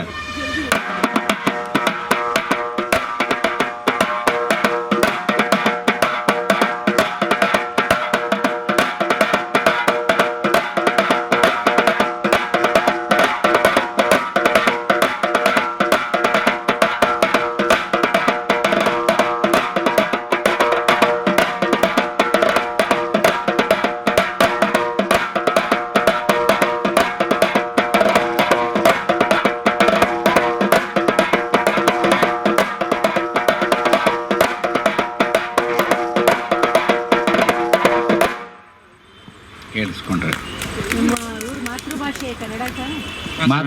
ಮನೆ ಮಾತು ಕನ್ನಡನ ಅಲ್ವಾ? ಹಾಂ, ಮತ್ತೆ ಇವರು ಕೊರಮರು ಅಥವಾ ಕರವರು ಅಂತ ಕರಿತೇವಲ್ಲ, ಆ ಸಮುದಾಯಕ್ಕೆ ಸೇರ್ತಾರೆ, ಶೆಡ್ಯೂಲ್ ಟ್ರೈಬ್. ಮತ್ತೇನಾದ್ರು ಭಾಳ ಮುಖ್ಯವಾದ ಪ್ರಶ್ನೆಗಳಿದ್ರೆ? ಅಪ್ಪಾಜಿ, ಹೆಣ್ಣು ಮಕ್ಕಳಿಗೆ ಈ ಕಲೆ ಒಲಿಯಲ್ವಾ? ಹೆಣ್ಮಕ್ಳಿಗೆ ಇದನ್ನು ಕಲ್ಸ್ಕೊಡಲ್ವಾ ಅಂತ ಇದ್ದಾರೆ. ಇಲ್ಲ ಇಲ್ಲ ಇಲ್ಲ, ಅದು ಹೆಣ್ಮಕ್ಳಿಗೆ ಮಾತ್ರ ಸೀಮಿತ. ಹೇಳಿ ಅವರೇ ಹೇಳಿ, ಹೊಸ ಜನ್ರೇಷನ್ ಹೇಳಪ್ಪ, ನೀನೇ ಹೇಳು. ಹೆಣ್ಮಕ್ಳು ಆ ಥರ ಬಾರ್ಸೋಕ್ಕಾಗಲ್ಲ, ಗಂಡು ಮಕ್ಳು ಮಾತ್ರ ಬಾರಿಸ್ಬೇಕು ಅದನ್ನು. ಇಲ್ಲ ಇಲ್ಲ ಇಲ್ಲ, ಯಾರೂ ಮಾಡಿಲ್ಲ ಆ ಥರ. ಆ ಹುಡುಗಿ ಯಾಕೆ ಕೇಳ್ತಾ ಇದೆ? ತಮಟೆ ನುಡ್ಸುತ್ತೆ ಆ ಹುಡುಗಿ. ಕಲ್ಸಿದೆ ಅವರು. ಈಗ ಕೊಟ್ರೆ ಅವ್ರ ಗೊತ್ತುಗಳನ್ನ ಒಂದೆರಡು ನುಡಿಸ್ಬಲ್ರು. ಬನ್ನಿ ಹೀಗೆ ಈ ಕಲೆಯನ್ನು ಯಾರಾದರೂ ಕಲಿಬಹುದು, ಅಂತೇನಿಲ್ಲ. ಹೆಣ್ಣು ಮಕ್ಕಳ ಕಲಿಬೇಕು ಮತ್ತು ಗಂಡು ಮಕ್ಕಳ ಕಲಿಬೇಕು ಅಂತೇನಿಲ್ಲ. ಹೆಣ್ಣು ಮಕ್ಕಳಿಗೆ ಈ ವೃತ್ತಿಯನ್ನು ಕಲಿಸಿದ್ರೆ ಅವರು ಮಾಡಬಹುದು, ಏನು ತಪ್ಪೇನಿಲ್ಲ, ಅನುಭವ. ಆದ್ರೆ ಈ ವೃತ್ತಿಯನ್ನು ಮಕ್ಕಳಿಗೆ ನಾನು ಹೇಳಿಲ್ಲ. ಹೆಣ್ಣು ಮಕ್ಕಳಿಗೆ ಅವರು ನಾನು ಹೆಣ್ಣು ಮಕ್ಕಳಿಗೆ ಹೇಳಿದ್ದೆ ಅಂದ್ರೆ ನನಗಂತೂ ಬಲ ಆಗಬಹುದು ಅಂತ ನಾನು ಅನಿಸಿಕೆ ಆಗ್ಬೋದು ಅಂತ ಅನಿಸಿಕೆ. ಆದ್ರೆ ಮಕ್ಕಳಿಗೆ ನಾನು ಹೇಳಿಲ್ಲ, ಮತ್ತು ಇವರು ಗಂಡು ಮಕ್ಕಳಿಗೆ ಮಾತ್ರ ಅದರ ವೃತ್ತಿಯನ್ನು ಹೇಳಿದ್ದೇನೆ ಅಂತ ನಾನು ಹೇಳಬಹುದು. ಮಗ ಹೇಳ್ತಿರೋ ಉದ್ದೇಶ ಏನು ಅಂತಂದ್ರೆ, ಹೆಣ್ಣು ಮಕ್ಕಳಿಗೆ ಅತ್ತ ಕತ್ತಿನಿಂದ ನುಡ್ಸೋಕೆ ಶಕ್ತಿ ಇರಲ್ಲ ಅನ್ನೋ ಅರ್ಥದಲ್ಲಿ ಅವ್ರು ಹೇಳ್ತಾರೆ. ಹೌದಪ್ಪ, ನೀವು ಹೆಣ್ಮಕ್ಳಿಗೆ ಕಳಿಸ್ಬಾರ್ದು ಅಂತ ಹೇಳಿಲ್ವಾ? ವೃತ್ತಿ ಯಾರಾದರೂ ಮಾಡಬಹುದ್ರಿ, ಹೆಣ್ಣು ಮಕ್ಕಳು ಮಾಡಬೇಕು, ಅದೇನು. ಮತ್ತೇನಾದರೂ ಮುಖ್ಯವಾದ ಪ್ರಶ್ನೆ ಇದ್ರೆ? ಸರ್, ಇದು ನೀವು ಕಲಿಬೇಕಾದ್ರೆ ಹೆಂಗ ಅನಿಸ್ತಾ ಇತ್ತು, ಕಷ್ಟ ಕಲಿಬೇಕಾದ್ರೆ ಹೆಂಗ ಅನಿಸ್ತಾ ಇತ್ತು, ಕಷ್ಟ ಅನಿಸ್ತಾ ಇತ್ತ ಅಂತ ಹೊಸ ಮುಹೂರ್ತ ಕಲಿಬೇಕಾದಾಗಿನೂ ಕಷ್ಟ ಅನಿಸ್ತಾ ಇಲ್ಲ, ಭಾಳ ಪ್ರೀತಿ ಅನಿಸ್ತದ. ಯಾಕಂದ್ರೆ ಕಲಿಯಂಥವ್ರಿಗೆ ಈಗ ನಾನು ಶಿಕ್ಷಣದಲ್ಲೇ ಕಲಿಬೇಕಂತ ನನಗೆ ವಿಷಯ ಬರಲಿಲ್ಲ, ನಾ ಕಲಿಯಲ್ಲ. ಈಗ ಕಲಿಬೇಕಂತಂದವರಿಗೆ ಇದು ಏನು ದೊಡ್ಡ ಮಾತವಲ್ಲ, ಕಲಿಬೋದು, ಈ ವೃತ್ತಿ ಕಲಿಬೋದು, ನಾ ಕಲಿಸ್ಬೋದು. ಈಗ ನಮ್ಮಿಂದ ನಾವು ಸುಮಾರು 4-5 ಸಾವಿರ ಜನಸಂಖ್ಯೆಗೆ ಈ ವೃತ್ತಿಯನ್ನು ನಾನು ನನ್ನ ಒಂದು ಜಿಲ್ಲೆದೊಳಗೆ ಬೇರೆ ಜಿಲ್ಲೆದೊಳಗೂ ಕೂಡ ನಾನು ಈ ವೃತ್ತಿಯನ್ನು ನಾನು ಹೇಳಿಕೊಟ್ಟಿದ್ದೀನಿ. ಆ ಮಕ್ಕಳು ಈಗ ಅವರು ಕೂಡ ಶಿಷ್ಯರು ಬಾರಿಸಾಡ್ತಾ ಇದ್ದಾರೆ. ನಾನು ಇನ್ನೇನಾದ್ರು ಪ್ರಶ್ನೆ ಇದ್ರೆ ಹೇಳಿ, ಅವ್ರ ಕೊನೆಯ ದೇವ್ರ ಉತ್ಸವದ ಗತ್ತಿನ ಮೂಲಕ ಮುಗಿಸ್ತಾರೆ ಅಂತ ಕೇಳ್ತಾರೆ. ಚರ್ಮದ್ದು ಇದೆಲ್ಲ ಈಗ ಫೈಬರ್ದು ಎಲ್ಲ ಉಪಯೋಗಿಸ್ತೀರಾ? ಈಗ ಚರ್ಮದ್ದು ಬಳಸಿದಿರಿ ನೀವು, ಈಗ ಫೈಬರ್ ಬಂದಿದೆಯಲ್ಲ, ಇದು ಯಾವ್ದು ಅನುಕೂಲ, ಯಾಕೆ? ಹೀಗೆ ಫೈಬರ ಈ ರುಚಿ ಬರೋದಿಲ್ಲ, ಹೀಗೆ ಚರ್ಮದ ಇಲ್ಲೇ ರುಚಿ ಬರ್ತದ. ಈ ಚರ್ಮ ಏನಂದ್ರೆ ಕ್ವಾಣದ ಚರ್ಮ. ಇದು ಕ್ವಾಣ ಚರ್ಮ ಅಂತಂದ್ರೆ ಬದುಕಿದ್ದ ಆಗ್ಬೇಕು.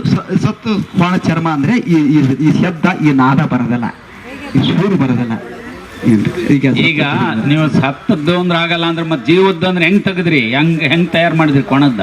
ಇದು ಈಗ ಬದುಕಿದ್ದ ಕೋಣದ ಒಂದು ಚರ್ಮನ್ನು ಅದನ್ನು ಇದು ಮಾಡಿಕೊಂಡು ನಮ್ಮ ಇವರು ನಮ್ಮ ಅರಳಿನವರು ಏನೈತೆ ಅಂದರೆ ಅವರೇ ಜನಾಂಗದವರ ಇದನ್ನು ನಾವು ತಯಾರು ಮಾಡಿ ನಮಗೆ ಕೊಡ್ತಾ ಇದ್ದಾರೆ. ಈಗ ಆಮೇಲೆ ಅವ್ರು ಏನಂತಂದರೆ ದುರ್ಗಮ್ಮನ ಮುಂದೆ, ಆಮೇಲೆ ದುರ್ಗಮ್ಮ ಅಂತ ಇರ್ತಾರೆ ಊರಿನೊಳಗೆ ಹೊಲಗೇರಿಯಲ್ಲಿ ಒಂದು ದುರ್ಗಮ್ಮ ಅಂತ ಇರ್ತದೆ. ಆ ದುರ್ಗಮ್ಮನ ಮುಂದೆ ಅಲ್ಲಿಗೆಯನ್ನು ಅವರು ಮೂಡಿಸ್ತಾ ಇದ್ದಾರೆ ಪೂಜೆಗೆ. ಅವರೇ ಇದನ್ನ ತಯಾರು ಮಾಡ್ತಾರೆ. ಅವರಿಂದ ನಾವು ಇದನ್ನ ಆಗ್ಲೇ ಅವ್ರು ಮೇಡಮ್ ಕೇಳಿದೆ, ನೀವೀಗ ಜೀವಂತ ಇದ್ದಾಗಲೇ ಚರ್ಮ ತೆಗಿಬೇಕು ಅಂದ್ರೆ ಹೆಂಗ್ ತೆಗಿಯೋದು ಅಂತ. ನಾನು ಏನು ಹೇಳ ಸರ್, ಆ ಜೀವನದಿಂದ ಅಂದ್ರೆ ಮತ್ತೀಗ ಬ್ಯಾಟೆ ಇರ್ತದ, ಬ್ಯಾಟಿ ಹೆಂಗೆ ಚೂರಿ ಹಾಕ್ತಾರ ಆ ರೀತಿ ಅದನ್ನ ಚೂರಿ ಹಾಕಿಂದು ಅದನ್ನೇ ಬ್ಯಾಟಿ ಹೆಂಗೆ ಸುಲಿತಾರ ಮೌಸರ್ದ ಆ ಥರ ಅದನ್ನು ಸುಲಿದು ಅದನ್ನು ಸುಣ್ಣದಲ್ಲೇ ಮೂರು ದಿನ ಸುಣ್ಣ ಮತ್ತು ಅದರಲ್ಲೇ ಇಟ್ಟು ಆ ಗಡಿಗೆ ಒಳಗೆ ಅದನ್ನು ಆ ಕೂದಲನ್ನು ಎಲ್ಲ ಹೋಗಂತಾಗ ಮಾಡಿಕೊಂಡು, ಆಮೇಲೆ ಅದು ತೊಗಲು ದಪ್ಪ ಇರ್ತದ, ಆ ತೊಗಲನ್ನು ರಂಪಿಗೆ ಇರ್ತದೆ, ಆ ರಂಪಿಗೆಲಿ ಅದನ್ನು ಹದ ಮಾಡ್ತಾರೆ, ಅಗ್ದಿ ತುಳು ಮಾಡಿ ಅದು ಕರೆಕ್ಟಾಗಿ ಅದನ್ನು ಈ ರೀತಿ ಬಿಡ್ತಾರೆ. ನಮ್ಮ ಹಬ್ಬಗಳಿಗೂ ಈ ವಾದ್ಯಗಳಿಗೂ ಸಂಬಂಧ ಇತ್ತು. ಮಾರಿ ಹಬ್ಬ ಆಗುವಾಗ ಮಾರಿ ಹಬ್ಬದ ಕೋಣದ ಚರ್ಮನ ಅಸಾದಿ ತಮಟೆ ಅಂತಿದೆ, ಆ ತಮಟೆಗೆ ಅದೇ ಬಳಸೋ ರೂಪ ಇತ್ತು. ಅಂತಹ ರೂಪದ ದಾರಿ ಇವರು ಕೊಟ್ಟಿದ್ದಾರೆ. ಅಲ್ಲದೆ ಡಗಮು ಅಂತ ಒಂದು ವಾದ್ಯ ಚಿತ್ರದುರ್ಗದಲ್ಲಿ ಜೀವಂತವಾಗಿರುವಾಗ ಹಸು ನಿಲ್ಲಿಸಿ ಸುತ್ತ ಗರಿ ನೆರಕೆ ಕಟ್ಟಿ ಜೀವಂತವಾಗಿಯೇ ಇರುವಾಗಲೇ ಬದುಕಿರುವಾಗಲೇ ಚರ್ಮ ತೆಗೆದ ನಾದದ ಮೇಲಿನ ಕೇಂದ್ರವನ್ನು ಮರಿಬಾರ್ದು. ನಮ್ಮ ಜನಪದರು ಎಷ್ಟು ಸೊಗಸಾದ ಅದ್ಭುತವಾದ ಪ್ರಯೋಗಗಳು ಇನ್ನೂ ರನ್ನಿಂಗು. ಬದುಕಿರುವಾಗಲೇ ಚರ್ಮ ತೆಗೆದ್ರೆ ಅದರ ನಾದ ಅದ್ಭುತ ಅನ್ನೋದು ಸಂಗೀತದ ಅವರ ಗ್ರಹಿಕೆ ಅನ್ನೋದು ಅನೇಕ ರೀತಿಯಿಂದ ಗೊತ್ತಾಗುತ್ತೆ. ಉಡದ ಚರ್ಮನ ಬೇಟೆ ಅಂತ ಹೇಳೋ ಪದ ಅದೇ. ಜಿಂಕೆ ಚರ್ಮನ ಅಂತ ಕೇಳ್ತಾರೆ. ಮೈಯಿನ ಬಿಸಿ ಆರೋಗ್ಯ ಮೊದಲೇ ಸುಲಿದ ಚರ್ಮ ಅನ್ನೋದು ಭಾಳ ಮುಖ್ಯವಾದ ಕಾಣುತ್ತೆ. ಇಲ್ಲಿಯೂ ಅದೇ. ಅದಕ್ಕೆ ಮಾರಿ ಕೋಣದ ಚರ್ಮನ ಅವರು ಆ ಕೋಣದನ್ನೇ ಬಳಸ್ತಾ ಇರೋ ರೂಪ ಕೂಡ ಇದೆ. ಬಿಸಿ ಆರಬಾರ್ದು ಅನ್ನೋದು ಮತ್ತು ಸಂಗೀತದ ಚರ್ಮದ ಥಿಕ್ನೆಸ್ ಅದರ ಮೇಲೆ ಏನು ಪ್ರಭಾವ ಆಗುತ್ತೆ ಅನ್ನೋದು ಭಾಳ ದೊಡ್ಡ ಅಭ್ಯಾಸ ಅಧ್ಯಯನದ ರೂಪಗಳ ಕಾಣುತ್ತೆ. ಅವರ ಅನುಭವದಲ್ಲಿ ಭಾಳ ಸ್ಪಷ್ಟವಾಗಿ ಬಿಸಿ ಇರುವಾಗಲೇ ಅನ್ನೋ ಮಾತು ಭಾಳ ಮುಖ್ಯವಾದ್ದು ಅನ್ನೋದು ನೆನಪಿಗೆ ಹೇಳಕ್ಕೆ ಬಯಸ್ತೇನೆ. ಮತ್ತೇನಾದರೂ ಪ್ರಶ್ನೆಗಳಿದ್ದರೆ ಮುಖ್ಯವಾದ್ದು. ಹಾಗಾಗಿ ದೇವ್ರ ಗತ್ತನ್ನು ನುಡಿಸ್ತಾರೆ, ಅವ್ರ ಮತ್ತಿಗೆ ನೋಡೋದು. ದೇವ್ರು ಮೆರೆಸುವಾಗ ಮಜ್ಜಲ್ ರಣಬಾಜ್ ಅಂತ ಇರಲ್ರಿ ನೋಡಿ, ಒಂದು ರಣಬಾಜ್ ಗತ್ನವ್ರು ಎಷ್ಟು ಅನ್ಸುತ್ತೆ ಅಷ್ಟ ನಿಮ್ಮ ಕೈಗೆ ತಮಟೆಗೆ ಬಂದ್ಮೇಲೆ ನಾವು ತಮಟೆನ ನೋಡ್ತೀವಿ, ಗುಣಿ ಅಂತೀವಿ. ಇದಕ್ಕೆ ನೀವೇನಂತೀರ? ಗುಣಿ ಅಂತಾರೆ ಒಂದೇ ಕಡೆ, ಗುಣಿ ಅಂತಾರೆ. ಇದಕ್ಕೆ ಚಡಿ ಅಥವಾ ಚಿಟಿಕೆ ಕಡ್ಡಿ ಅಂತಾರೆ. ಬೇರೆ ಕಡೆಗೆಲ್ಲ ಚಿಟಿಕೆ ಕಡ್ಡಿ ಇವ್ರದ್ದು ಕೋಲಿದ್ದ ಹಾಗೆ. ಇವ್ರು ಒಬ್ಬರನ್ನೇ ಹೀಗೆ ನೋಡಿರೋ ಚಿಟಿಕೆ ಕಡ್ಡಿ ಭಾಳ ಕಿರುಗಡ್ಡಿ. ಅಲ್ಲಿ ಚಿಕ್ಕ ನರಸಪ್ಪರು ಇದ್ದಾರೆ ನಮ್ಮ ಎಲ್ಲ ಭಾಗದಲ್ಲಿ ಚಿಟಿಕೆ ಕಡ್ಡಿ ಸಣ್ಣ ಕಿರುಗಡ್ಡಿ. ಇವ್ರು ಹಾಗಲ್ಲ, ಕೋಲಿದ್ದಾಗಿದೆ. ಮತ್ತು ಅವ್ರು ನುಡಿಸೋದು ಅಷ್ಟೇ, ಊರ ಹಿಡ್ಕೋತಾರೆ. ಅವರ ಬಿರ್ಸನ್ ರೂಪ ನೋಡಿದರೆ ಆಶ್ಚರ್ಯ ಆಗುತ್ತೆ. ಅಂತಹ ಹೇಗೆ ಅವರು ಒಗ್ಗಿಸ್ಕೊಂಡಿದ್ದಾರೆ ಅನ್ನೋದನ್ನು ದೇವರು ಮೆರೆಸುವಾಗಿಂದ ರಣಬಾಜ್ ಅಂತೇವಲ್ರಿ, ಬೇರೆ ಮೈಮಾಗ ಬರ್ಬೇಕ್ರಿ ದೇವರು.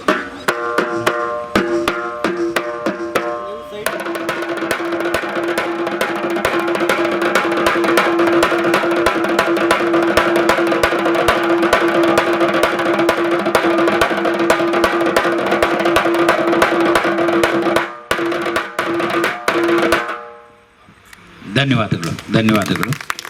ನಮ್ಮಲ್ಲಿ ಲೋಕಸೇರಿಗೆ ಅಂದಗೊಳಿಸಿದ, ಪಾಲ್ಗೊಳ್ಳುವಿಕೆ ಮೂಲಕ ಅಂದಗೊಳಿಸಿದ, ಪ್ರೀತಿಯಿಂದ ಹಂಚಿಕೊಂಡ ಮಾಯಿಗೌಡರು, ಮೇಡಮ್ ಅವರು, ರಾಜಗೌಡರು, ಸಿಂಲಿಂ ಶಿವಜಿರಾವ್, ಸುತಾರಾಮೇಗೌಡರು ಸೇರಿ ಅನೇಕ ಆತ್ಮೀಯ ಬಳಗ ನಮ್ಮ ಜೊತೆಗೆ ಸೇರಿದೆ. ದಯವಿಟ್ಟು ಹೀಗೆ ಬನ್ನಿ, ಸಾಧ್ಯವಾದರೆ ಇನ್ನೊಂದು 10 ನಿಮಿಷ ಬೇಗ ಬನ್ನಿ ಅಂತ ಕೇಳ್ಕೊತೀನಿ. ಮುಂದಿನ ತಿಂಗಳು ಕೂಡ ಇಂಥದೇ ಅಪರೂಪದ ಸಾಧಕರೊಂದಿಗೆ ನಿಮ್ಮ ಸಮಯವನ್ನು ನಮ್ಮ ಜೊತೆ ಕಳೀರಿ ಅಂತ ಕೇಳ್ಕೊತೀನಿ. ಮಾಯಿಗೌಡರು ಕೂಡ ತಣ್ಣಗೆ ನಮ್ಮ ಈ ಹೊತ್ತಿನ ಜೊತೆಗೆ ಆವನಿ ಬರಲಿ ಅಂತ ಕೋರ್ಕೊಳ್ತೀನಿ. ಅವರಂತೆ ಯಾರೂ ಕೂಡ ಕರ್ಕೊಂಬನ್ನಿ. ಈ ತುಂಬಿದ ಸಭೆ ಇವರು ಮಜಲು ಹಾಗೆ ಮನಸ್ಸಲ್ಲಿ ಉಳಿದಿರಲಿ ಅಂತ ಕೇಳ್ಕೊತೀನಿ. ನಿಮ್ಮೆಲ್ಲರಿಗೂ ಲೋಕದ ಪ್ರೀತಿಯ ಆಭಾರಿಯನ್ನು ಈ ಮೂಲಕ ಸಲ್ಲಿಸ್ತೀವಿ. ಎಲ್ಲರಿಗೂ ಧನ್ಯವಾದಗಳು.